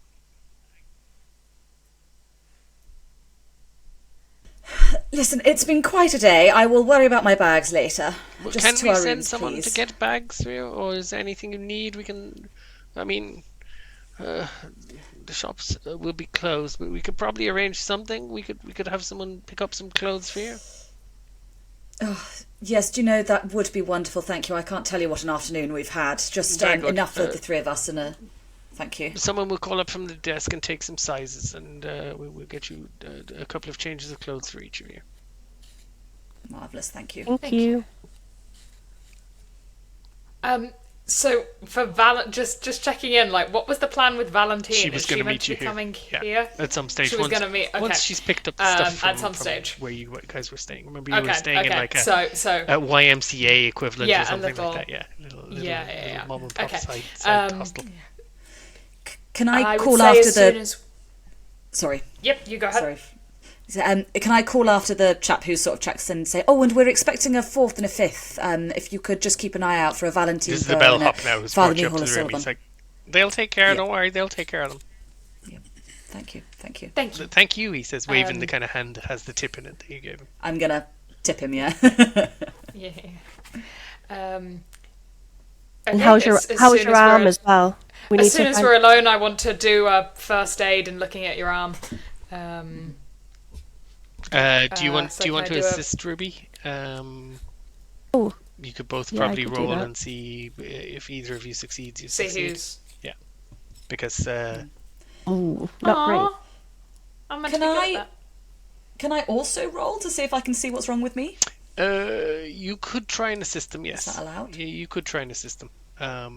You can't really do much in terms of first aid for yourself, but yeah, you assist, and we will say that is sufficient. That you help them, you guide them to just get this. Just don't try and do anything. There's nothing that badly wrong.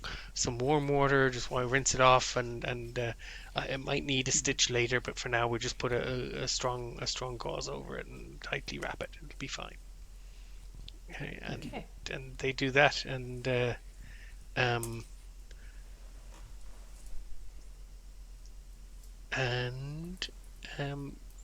then I'll let you guys discuss.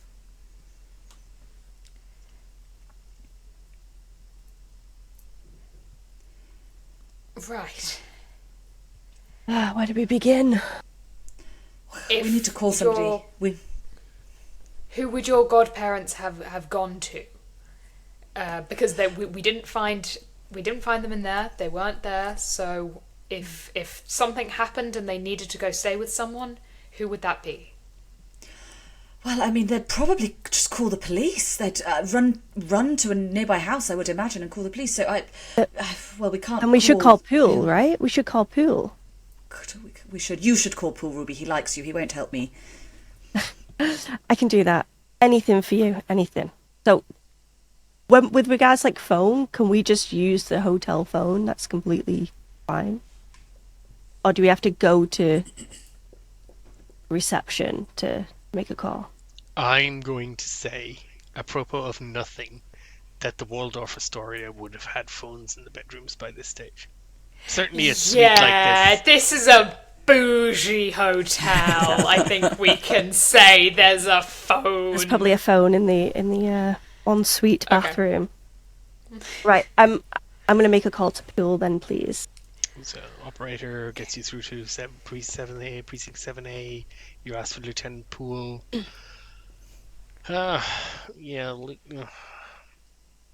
Did you say Ruby Fontaine? Yes. Ruby Fontaine. Yeah, that's he right. did say if you were calling to put you through. Give me a moment. Thank you so much. A couple of minutes later, Poole comes online. Yes. Poole, thank God it's you. We have had quite the time. By any chance? Why does it always start like that with you, Ruby? How about, hi, how's your day, Lieutenant? Poole, how was your day? Pretty hard. I hope you've had a lovely day. Okay, that's good. While we're talking though, have you heard from the Llewellyns by any chance? Wait, are they Llewellyns? The godparents? God, What's I their can't remember what I second called them. I think they have a different surname. Yes. I've written this down. But we would know that. That's like Yeah, within the yeah. realm of Sorry, knowledge yeah, that we yeah, would do have. that's my bad. You use the right surname. You do know. I just can't remember off the top of my head. Yeah. You use the correct. So yes. Have you heard from? No. Why should I? Well, their home has been ransacked, completely ransacked, and there's no sign of them, and we're panicking now. We just want to make sure that they're okay. Loveday is beside herself. Well, so you do you think the Goddards are missing? Yes. They're not in their home. Right. Well, there's been no nothing on the tape about it or the wire. Did you make calls to your... I'll call What, the around a second couple of the phone? precincts and see if. I would love nothing more. Thank you so much. Okay. That's a strange There's a kind of a bit of a funny tone in his voice. Yeah, let me make some calls. Oh, hold on. You hear him put his hand over the mouthpiece.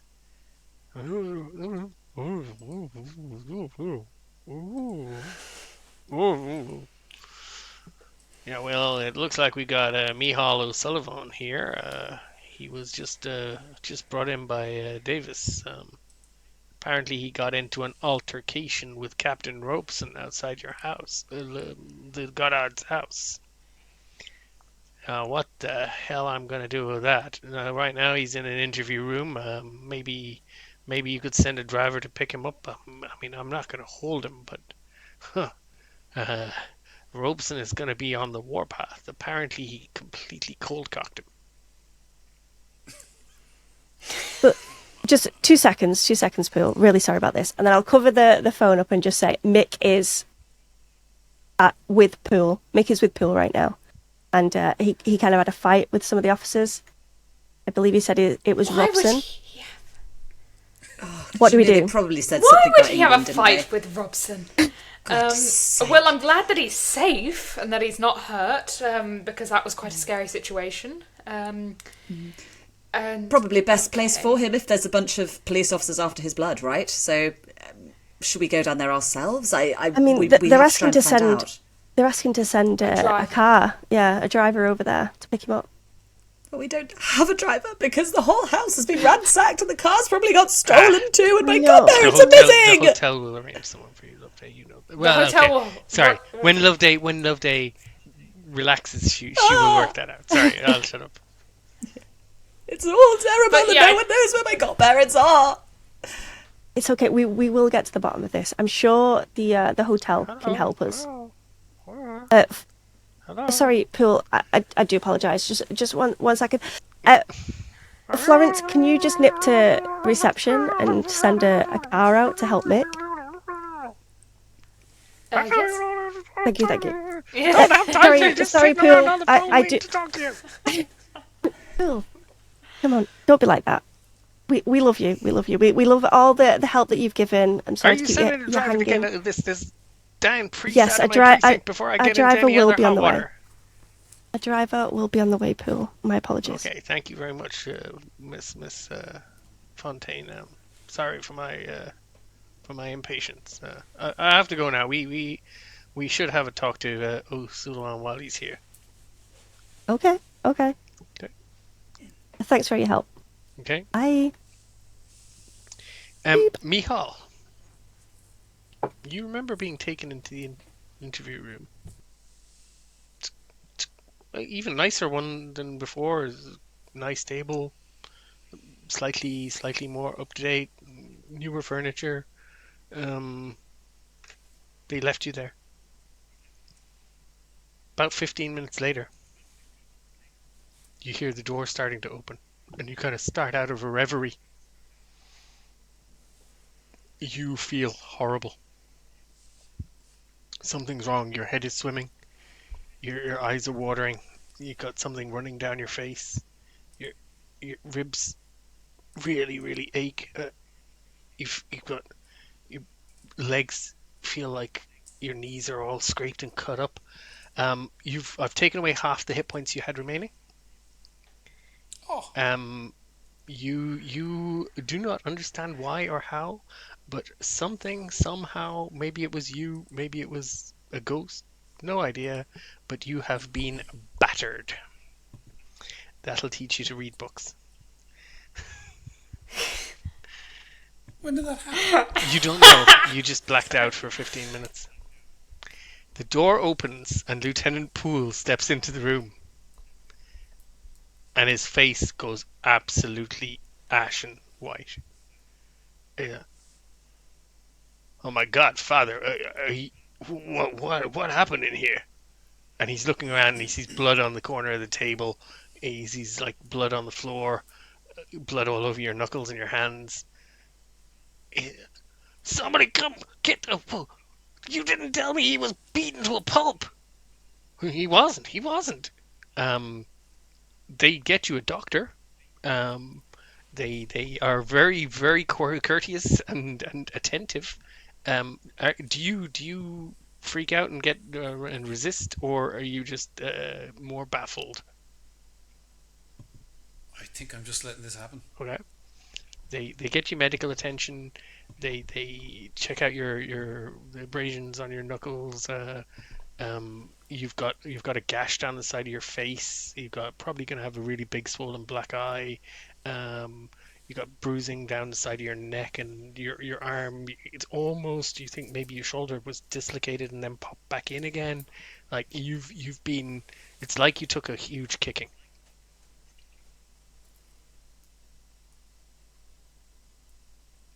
And you have no memory of anything happening. Poole, I think Robson did this to me. Well, and Davis is like, "Oh, I didn't see any of this, Lieutenant. I mean, I was pretty focused on getting to you, but." And he turns, Bobby, was he hurt when he came in here? Oh, that's a nasty cut. No, well, I don't know, Sarge. I would have thought I'd have seen if he looked like that. God, that's gonna smart. Okay, go on, get about your business. Yes, sir. They take care of you. They are extremely solicitous. They take extremely good care of you. The doctor is very concerned. He's like, "How did this happen? Did these officers assault you? Can you tell me anything? Do you remember exactly? Did you fight back? It looks like your knuckles are damaged, or it looks like your hands might have been hit with something."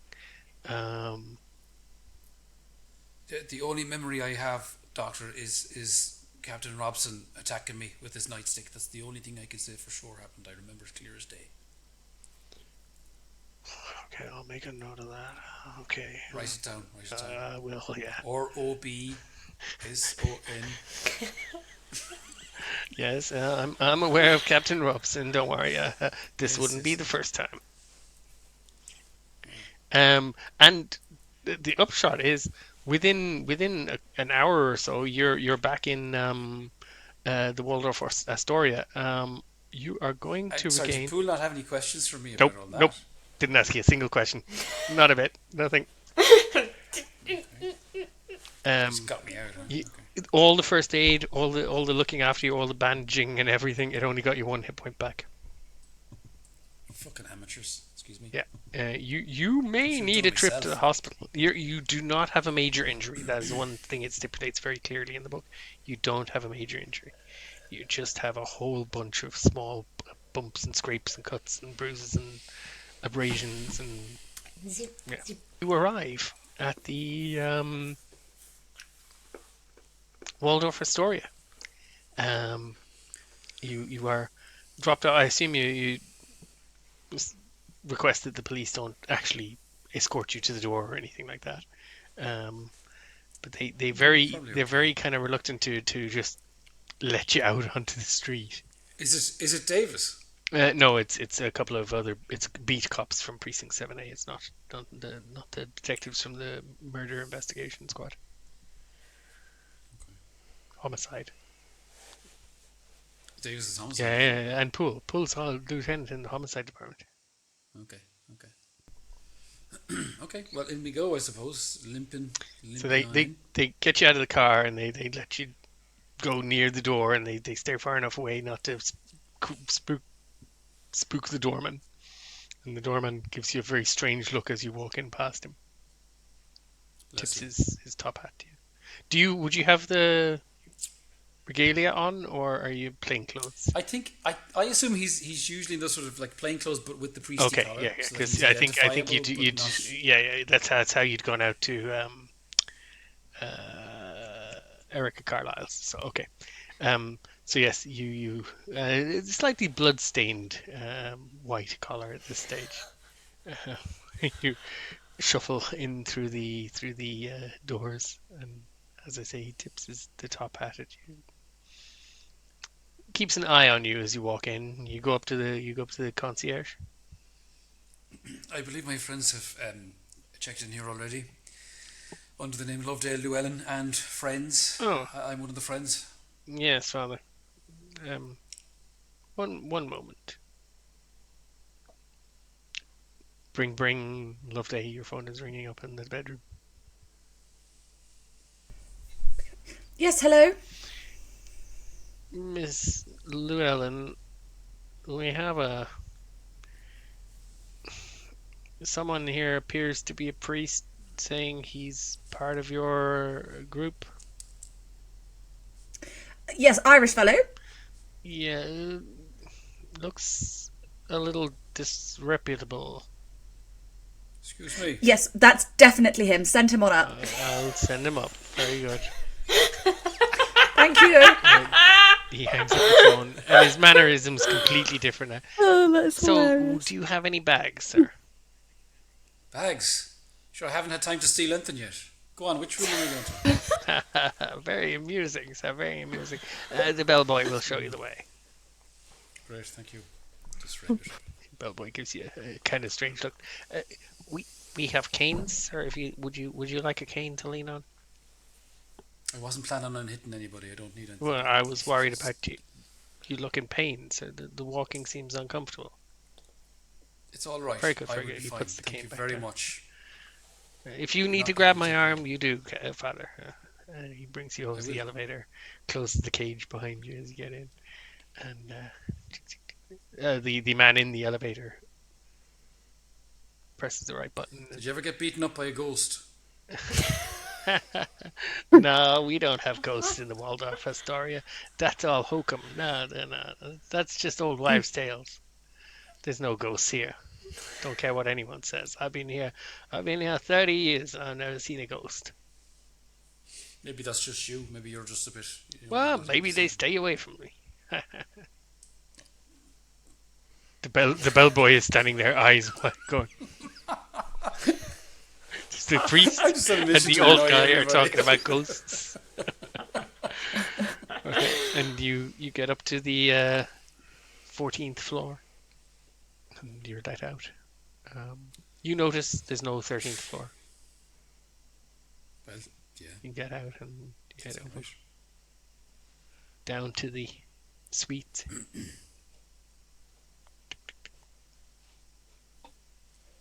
There's a gentle rap at the door, ladies. Well, that'll be Mick. I'll get it. Oh, great. Mick, what's happened to you? Straight in, big hug. Big hug. Hug. What the hell's happened? What on earth Almighty. happened? Sorry.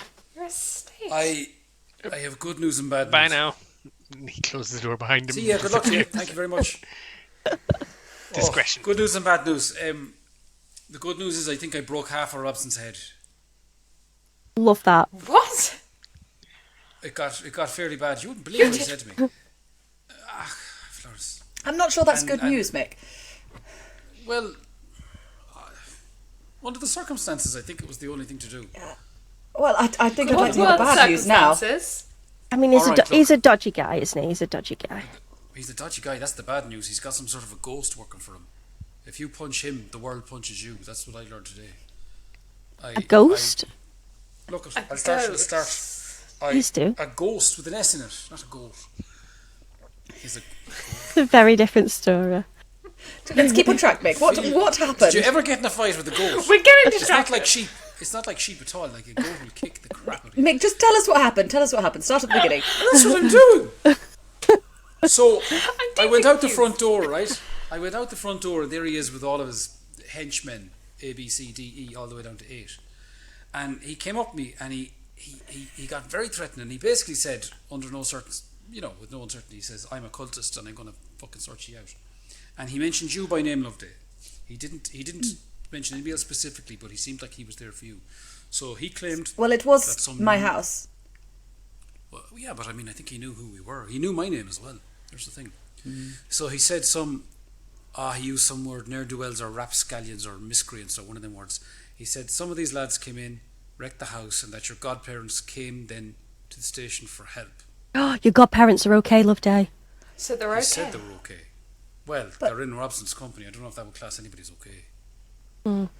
And he seemed to feel that we were all very lucky that something bad hadn't happened to them. In other words, he was threatening them. He wanted you to come out of the house, so he seemed to think he knew that you were in there.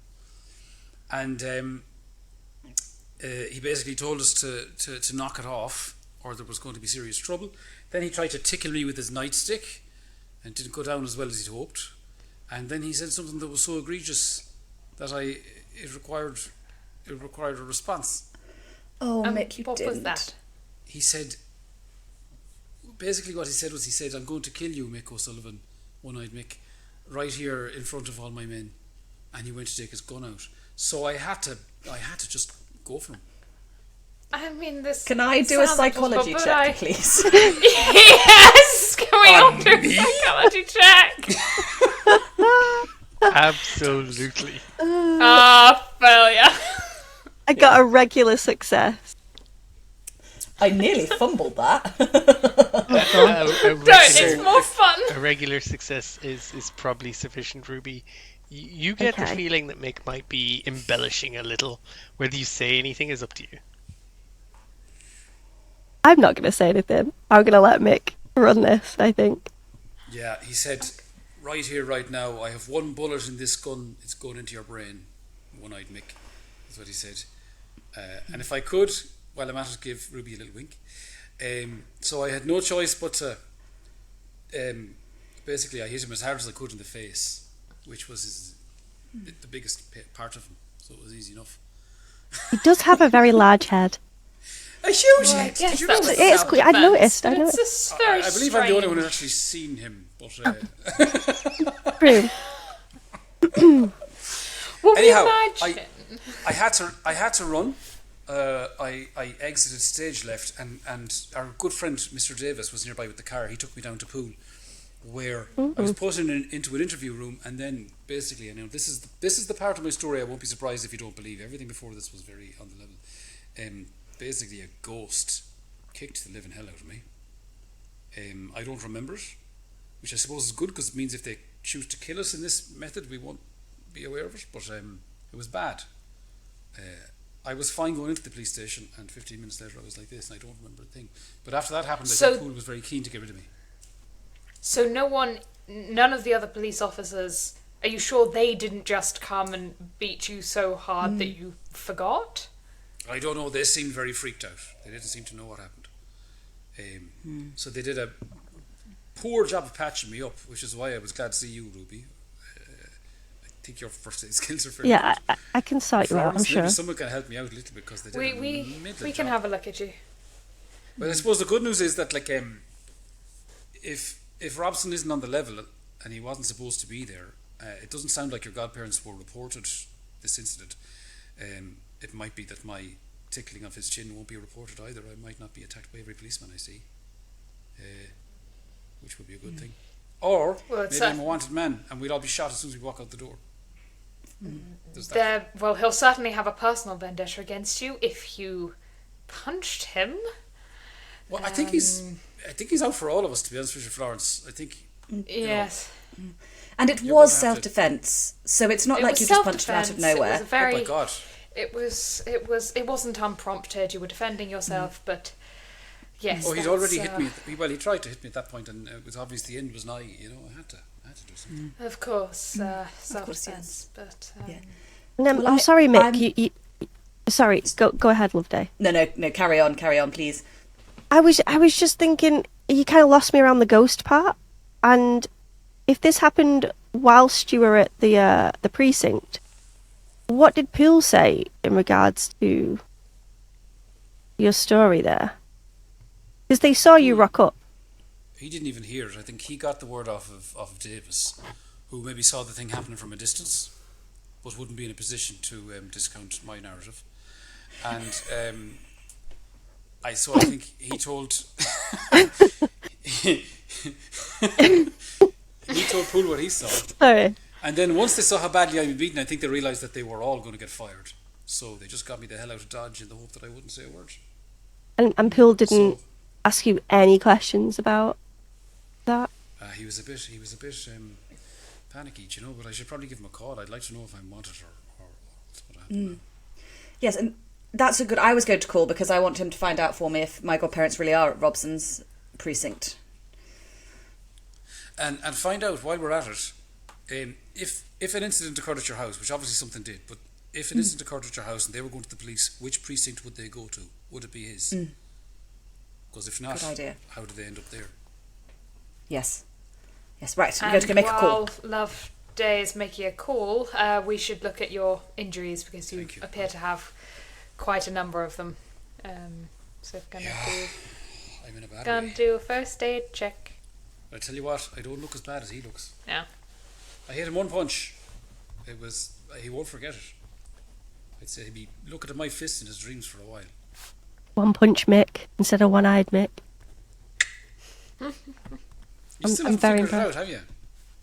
No, but I have just had a regular success on the first aid, so I can sort you right out, Mick, don't you worry. Awesome, that's brilliant. No, I didn't say awesome, I said something more appropriate to the 1920s. Of course you did. It filled you with awe. I will allow. Some girl yar. I will allow another 1d3, seeing as there was a number of injuries. Usually, you can only administer in first aid once per injury, but seeing as it's a whole bunch of wounds and stuff, so Loveday, Ruby, if you want to roll a d3 for me and see what Mick gets back. Oh, sorry, I did that. Let me do it. My bad. Wait, how do I do that? We'll take Mick's 5, so that's you Okay. get 3 points back. Thank you. And Florence, thanks for trying. I'm usually better at this. Okay. Well, it was a collaborative effort. The two of you worked together, and yeah. Teamwork. Teamwork. Patch them up. Ruby, roll a psychology check for me, please, because you did some time in an interesting place in your downtime. At some point, we'll have those specials up on somewhere for people to watch, and they'll find out where you were working in your downtime, between Peru and New York. But I didn't know there was specials. yeah, you had a special with your we Russian all did. friend, and Oh, yeah, you're right, sorry. okay, no, A regular that's all right, failure Ruby, on that, no, yeah. that's fine. You're just a bit concerned. It's like this is a lot of damage for someone to sustain in a short period of time.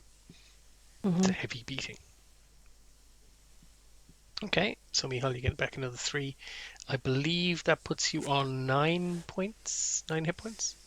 Yeah. You will regain 1 hit point a day until you are on full hit points. Please keep track. You don't need to make any checks or anything, but yeah, until then, you will be a bit achy and sore and etc. And the visible signs of your beating will be there for a while, even after you're healed.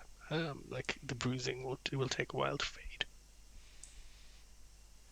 Okay, talk among yourselves.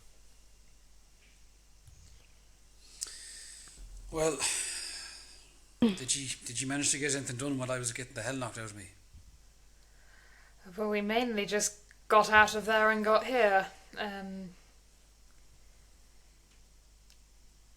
And we did ring Are we Poole. first? That's how we knew that you were there. Yeah. Yes, we contacted Poole. Well, are we up for a bit of night stalking tonight, heading down? Are you up for that? I'm up for anything. I'm back up to 9 hit points already. Nothing can stop me. Do you know what? I mean, we'll Robson's keep in an bed. eye on This you. is the safest time. Robson's going to be in bed for a week. You're such a big man. We're so lucky to have you, Mick. What would we do without you? I don't need to be buttered up like that. I'm just saying, my fist was the hammer of God in that moment. That's all that happened. Okay. Right. Okay, Thor. Okay. Loveday, did you manage to call and ask about your godparents? Did I, Keeper? So you've rung Poole, is it, to ask about the godparents, or are you ringing Precinct, the other precinct? I'm ringing Poole because I suspect I might be fobbed off if the truth is not being told. If I were to ring Robson's precinct. Okay.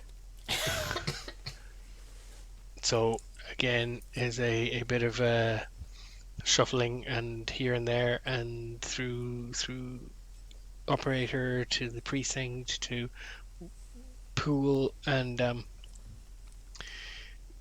Miss Llewellyn. He is supposed to be off shift, but he's still around. And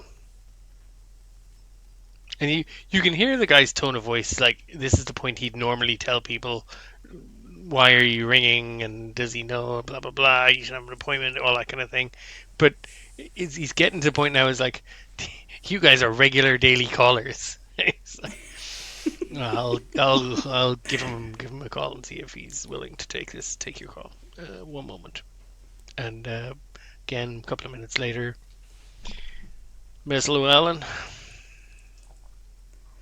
Detective Poole, I'm very sorry to take up your time. I'm interested in getting this over and done with as fast as possible. We've heard that my godparents, Arthur and Catherine Goddard, were taken to Robson's precinct. Are you able to verify that for me?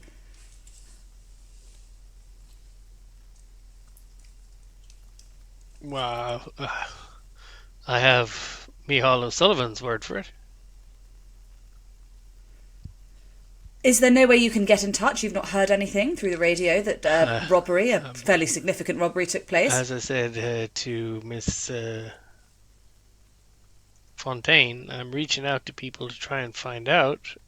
That was before I knew they'd gone to Precinct 14. I had a little suspicion at the time. But you do know I'm unlikely to get any information out of Robson and his crew, right? But surely that would be information that was available to all police if a significant robbery had taken place, a house ransacked, a couple forced to flee for their lives. More than just the police inside the precinct would know. It depends what the complaint is and where it's been lodged. If it's been lodged at Precinct 14, it is an issue for Precinct 14 and whatever precinct has jurisdiction over the event. As I say, I'm pulling some strings to get some information, see if I can find out what's going on. But until I find out, I won't have anything for you. Which, out of interest, which precinct would they ordinarily have reported to if they had run to a neighbour's house and phoned you? Or phoned the police, rather?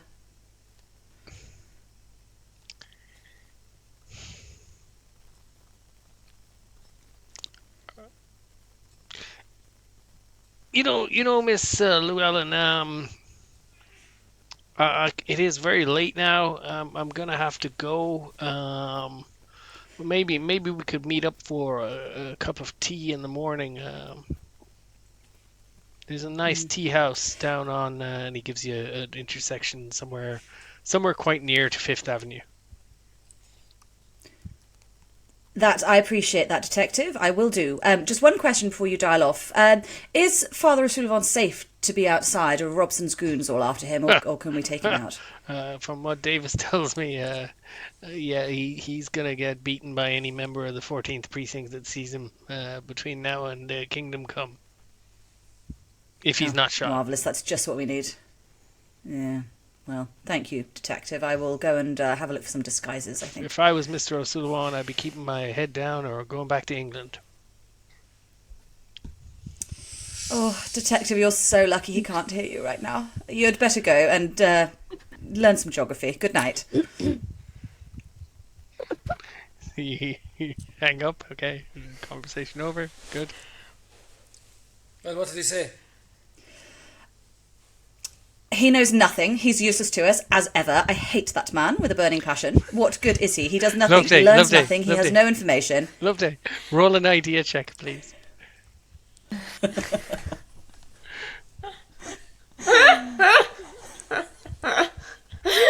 As you're, Success. you may continue your rant, but as you're ranting, it does occur to you that it's getting late. I need to knock off work now. Would you like to meet me? Tomorrow. I know a good coffee shop or a good tea shop. Might be I'm knocking off work now and going to a tea shop. I can't talk on the phone. So he said something about having to leave now. He's knocking off his shift. He's going to a tea shop in the morning where we can go meet him. I mean, what a lazy... Oh. I wonder... No, he's not clever enough to have been trying to send me a code, is he? He's not a good enough detective. Well, I mean, what's the give him code? the benefit of the doubt. Well, he did give me the name of a tea shop. He took great pains to give me the address and to tell me that he was leaving the station now. I thought he just wanted to get me off the phone, but maybe he did want us to meet him. But he was very clear on one particular thing, Mihal, which is that you cannot be seen outside. Any policeman who sees you is going to have you. If they don't shoot you, they'll just beat you up in the street and probably kill you just without a gun. So, These policemen were kind enough to me, well, yes, but I mean, do they wear their numbers? I've never looked at them closely enough. How are we to tell who would be after you and who wouldn't if we see them? We're going to have to dodge every policeman we see. So I think we should put you in a wig, personally. Or shave your head. On skill. No, on skills, I've got quite good at disguise. Can I use disguise on Mihal? Okay, I'm gonna see if I can make you look different. Shave his head. Oh, never mind. Failure. Would you? You look weirder and not at all different. Even though I have quite a good rating for that skill. You can push your check if you wish to. If you fail a roll, you can always push it. What's the worst that could happen with a disguise check? Oh, it's a disguise. If anything, that's going to be funny. I have just the mask. No, failure. So you pushed the Failure. So tell me what you did differently. I don't remember consenting to this. So I think. What are you doing? I think so I think maybe like the first time I was just trying to, pat his hair and do things, and then I realised that's not working, so I'm reaching like into... Oh no, we don't have bags, we don't have anything. Okay, so never mind. Give me a luck check. You're a private investigator. You might have a little disguise kit in your large handbag. Your PI. Could be habit. Oh my gosh. Oh, I haven't got one good roll all night. So yeah, you do have ideas of what you could do, okay. But doesn't seem. But then you go, wait a second. They're sending up clothes for us, and maybe some of my clothes would fit you. And so when the clothes arrive, which they do, they would have arrived by now. And we put them on you. Yeah, they've arrived. There's a nice dress. There's a nice dress that'll fit Mihal, and Florence is now trying to put you in a dress, Mihal. I know how long. Florence wears trousers. Stop. Florence doesn't wear dresses. Florence wears trousers. Oh no, then it would be so a they're nice stylish, pantsuit. but they've got roses on them. Jesus God Almighty! You're just a designer. Yeah, I think you look very fetching, stylish actually, and Mick. functional. All right. Just for the crack, can I try disguising myself? You could if you wish. You could at least see if this is a useful. So, yeah, it looks fine. All right, we'll just put on the pants. You think then. the pantsuit looks all right? Put on the flowery pantsuit. You think you could pass for a lady if you put a scarf over your head? Could I pass for a man? No. What, in a floral pantsuit? Yes, you could. In New York. In New York in the 1920s. No, okay. In New York. Do you know what? I might just stay here and recover from my wounds and let you go down to the fucking tea shop. Excuse my language. Do you know, that would probably be the smarter thing to do. And then I'd go out dressed in a headscarf the next it's kind of a comedy. I don't think Mick would go out when there's no need to with a headscarf. Yeah. On, Yeah. Although I love your enthusiasm, Florence. That was great. Well, I did try. I'm normally better at these things. I don't have the right things. Yes, well, I'm having a bad day. Hey, give me a Ruby. Can I have a read of that book you were reading?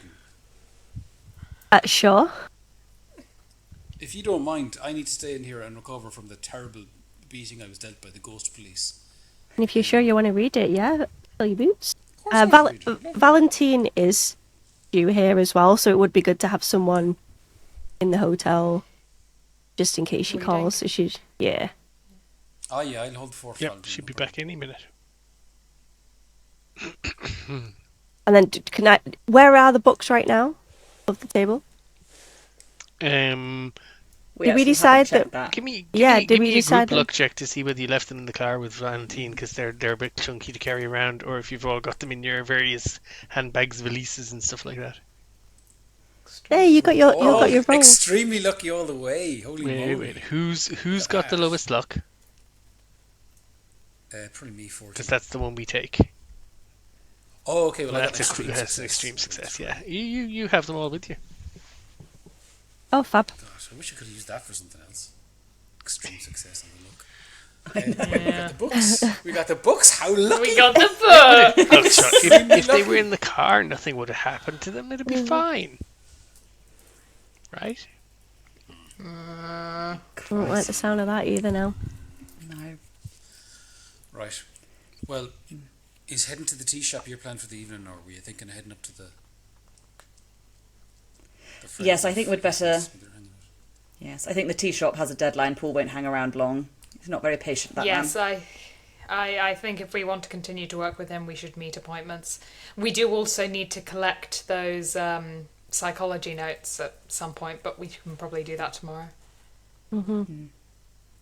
Tea shop it is. You can. Mick, I did book dinner, so do head down if you're hungry. Jesus, The lounge. There's 5 seats waiting, so there's plenty to eat.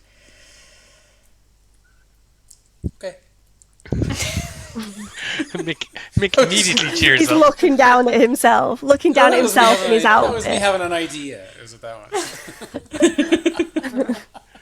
thinking he's going to get changed first and then go. Okay, so you guys head down to That's coffee a shop fluff down on the street side, close to Fifth Avenue, and sure enough, Lieutenant Poole is sitting there, waiting to see you.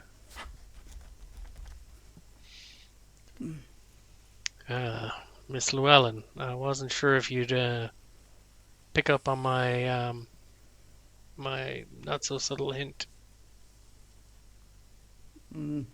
Well, I nearly didn't, but luckily I have a very, very cunning mind. So here we are. Have a seat. He orders a couple of cups of tea, whatever you guys want, gets coffees, etc. Well, couldn't really talk on the phone. Switchboard routinely listens to most conversations. As in most places, most companies, most businesses. Somebody's often listening. You'd be amazed how many breakthroughs we have by asking the switchboard operator what someone was talking about when they had a call.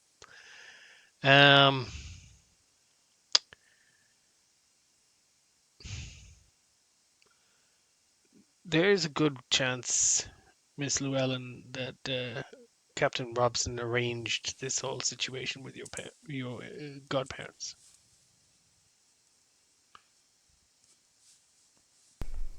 Why would he do such a thing? What does he stand to gain by hurting them? He often does things without standing to gain anything. It's a intimidation. Did he have any message for Father O'Sullivan? Well, he gave him a good threatening with a nightstick, and I'm pretty sure Mick said something about wanting us to stop poking around, to leave things alone. There you go. So this is intimidation. Was anything taken? I don't know. I haven't had time. I haven't found my godparents to ask them, and we didn't exactly have time to pick through every single piece of wreckage. It looked like they'd had a good go over our case notes. I know that much. Well, that's probably what they were after then. Listen, Miss Llewellyn, it might be better if you all get out of town. Between cultists taking potshots at you on the street, Robson's men being on the warpath, your folks getting menaced. I don't know if I can keep you safe. We can't go anywhere, Lieutenant. And he glances at you, Ruby, and he says, I wouldn't feel comfortable if something bad were to happen to you all. I mean, obviously we don't want anything bad to happen, but also, where else are we going to go? And we don't feel much closer to finding out what happened to our friend, and I just don't feel we can drop this until we know who killed him and why. We really wanted to help you get closer to answers as much as we wanted help from you along the way.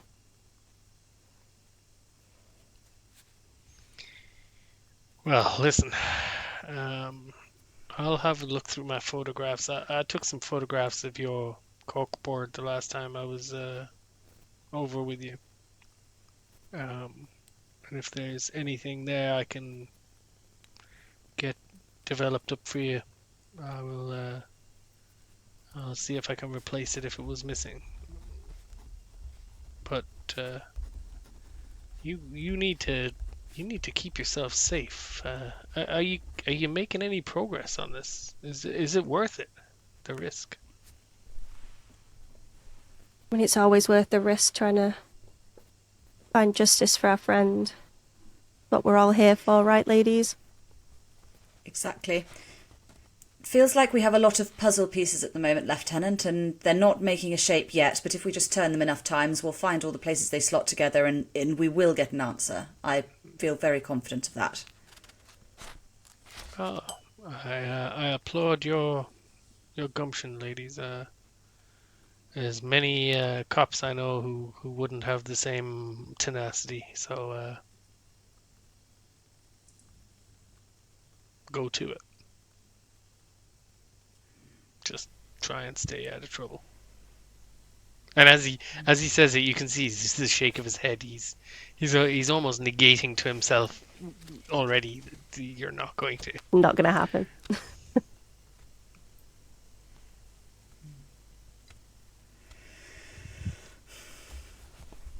So are you going to let us know if you hear anything about Loveday's godparents then? Any...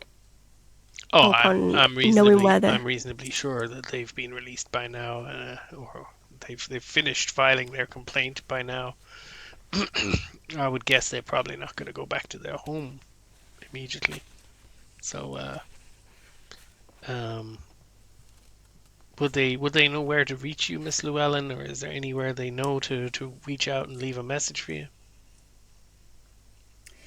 I suppose I could try my father back in England. They might get in touch with them there, and if not, they'll probably start just ringing around the hotels, and I would imagine the Waldorf will be one of their first calls. Give me a sec. He is a cop. Oop, no, that's not what I'm rolling. They wouldn't ring Mr. Bradford? Oh, did I tell them that I'd got a new lawyer? I can't remember if I did. No. That's Gray. Tommy. Oh, Tommy. God, sorry, all these Bradford's names. your boyfriend. Yeah, Bradford's your shit. boyfriend. Of course, sorry, of course. That guy who's so important to me. the love of your life. Well, that's why he's Love of my asking life. very cagely, because you've never mentioned Tommy Bradford to him, so that's why he's gonna. Yeah. Well, I assume that everybody knows about me and my life because I'm so important. Yes. Everybody's very interested in everything that goes on with me, so of course he knows. So that wouldn't give me pause at all. I'd say, oh, do you know, that is a Very good idea, Lieutenant Poole. I will actually try and leave a message with him. I haven't spoken to him in a while, actually. I probably ought to chase up and make sure no one's come after him. I almost rather hope they have. It might stop them for a while. I have one other suggestion. Now, I don't think we can go all four of us together. But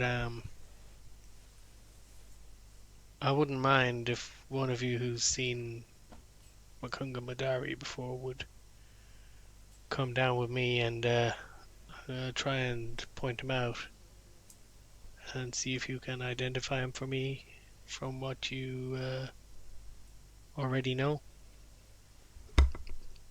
Before That's I me out. try I haven't pulling him met in. him. From are you saying you have photographs or you have No, people? we know where he is most of the time at the moment. We have people tailing him.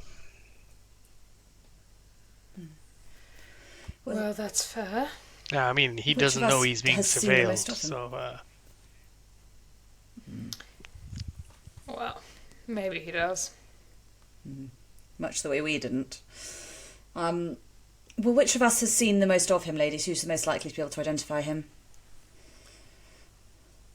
Is I it haven't. me? I haven't met him.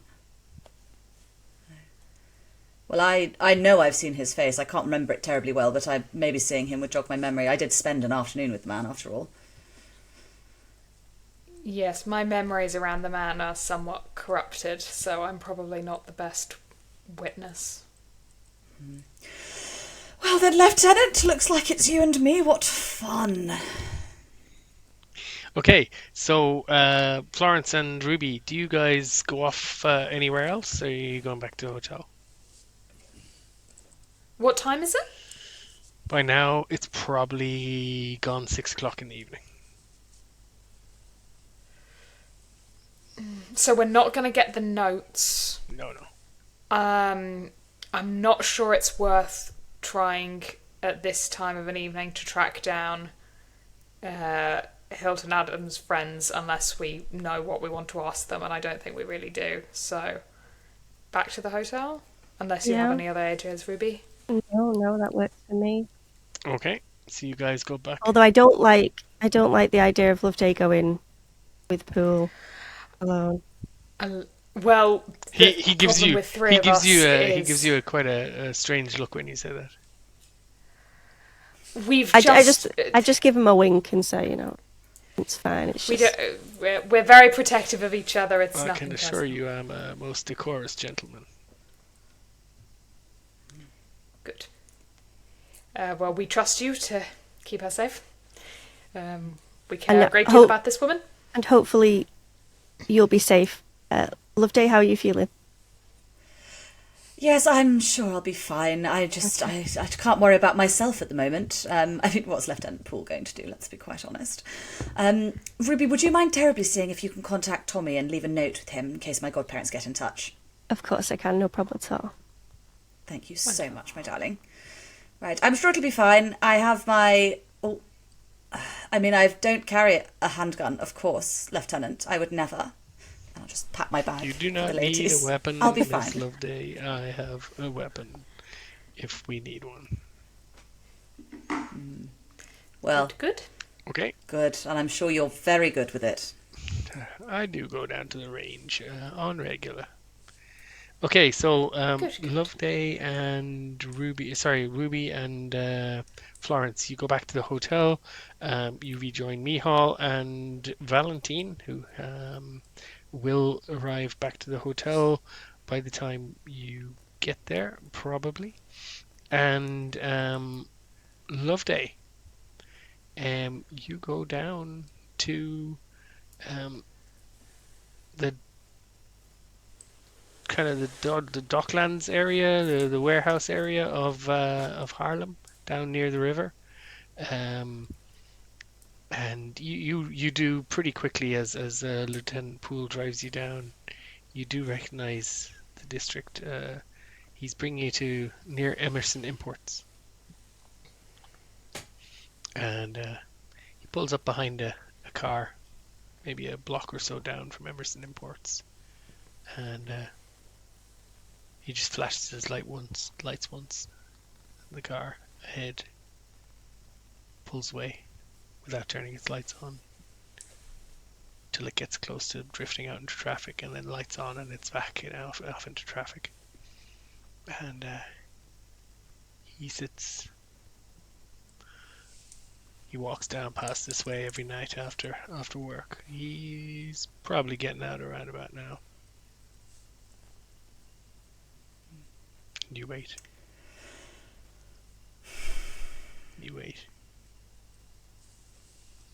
It's got quite dark.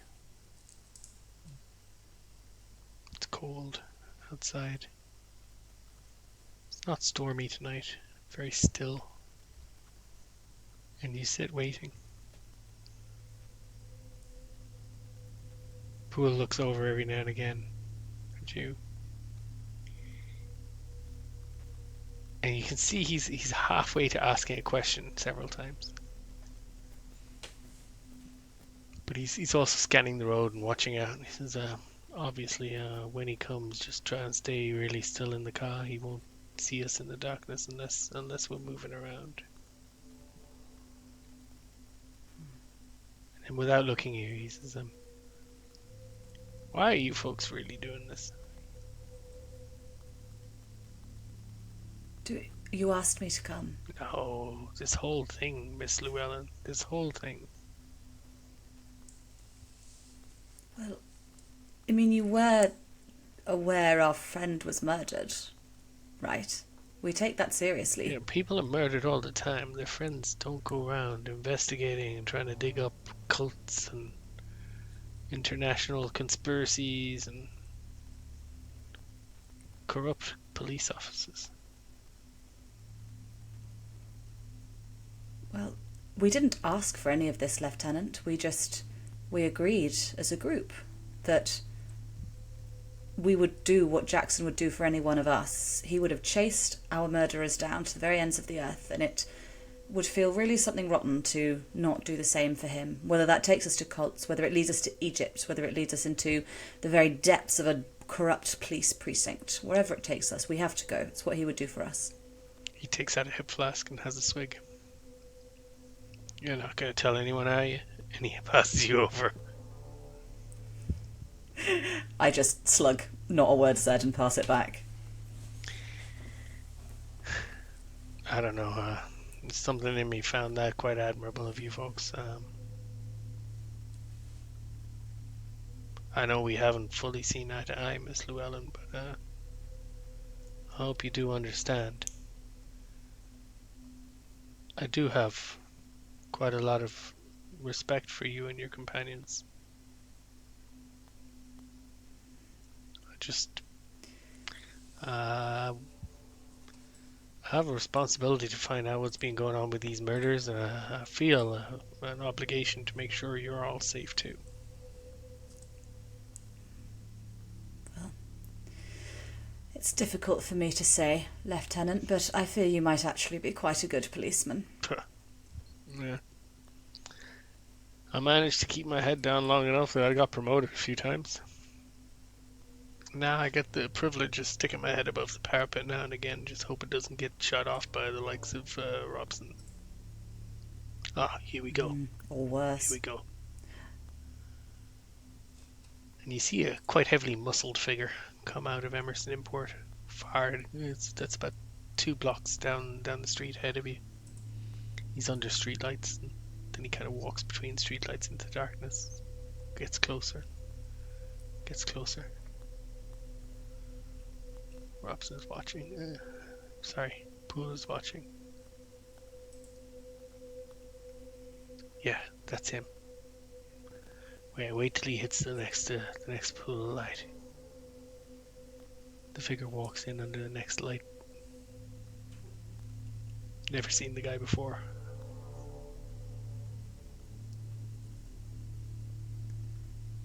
And we'll see you next week. Dun, dun, dun. The plot thickens. Thanks so much, everyone. It was a great crack. I'm really kind of keen to see what happens next with this. It's not Makunga Madari, or who is Makunga Madari? And thank you to everyone who watched the episode and all the other episodes. I hope you haven't just jumped in on this one. It will be very confusing. Pop back to the start and catch up. There's years more fun to come. Just remember, drop us a like, subscribe, send us a message, whatever you like. Welcome to the community. And with that, we'll see you all next week.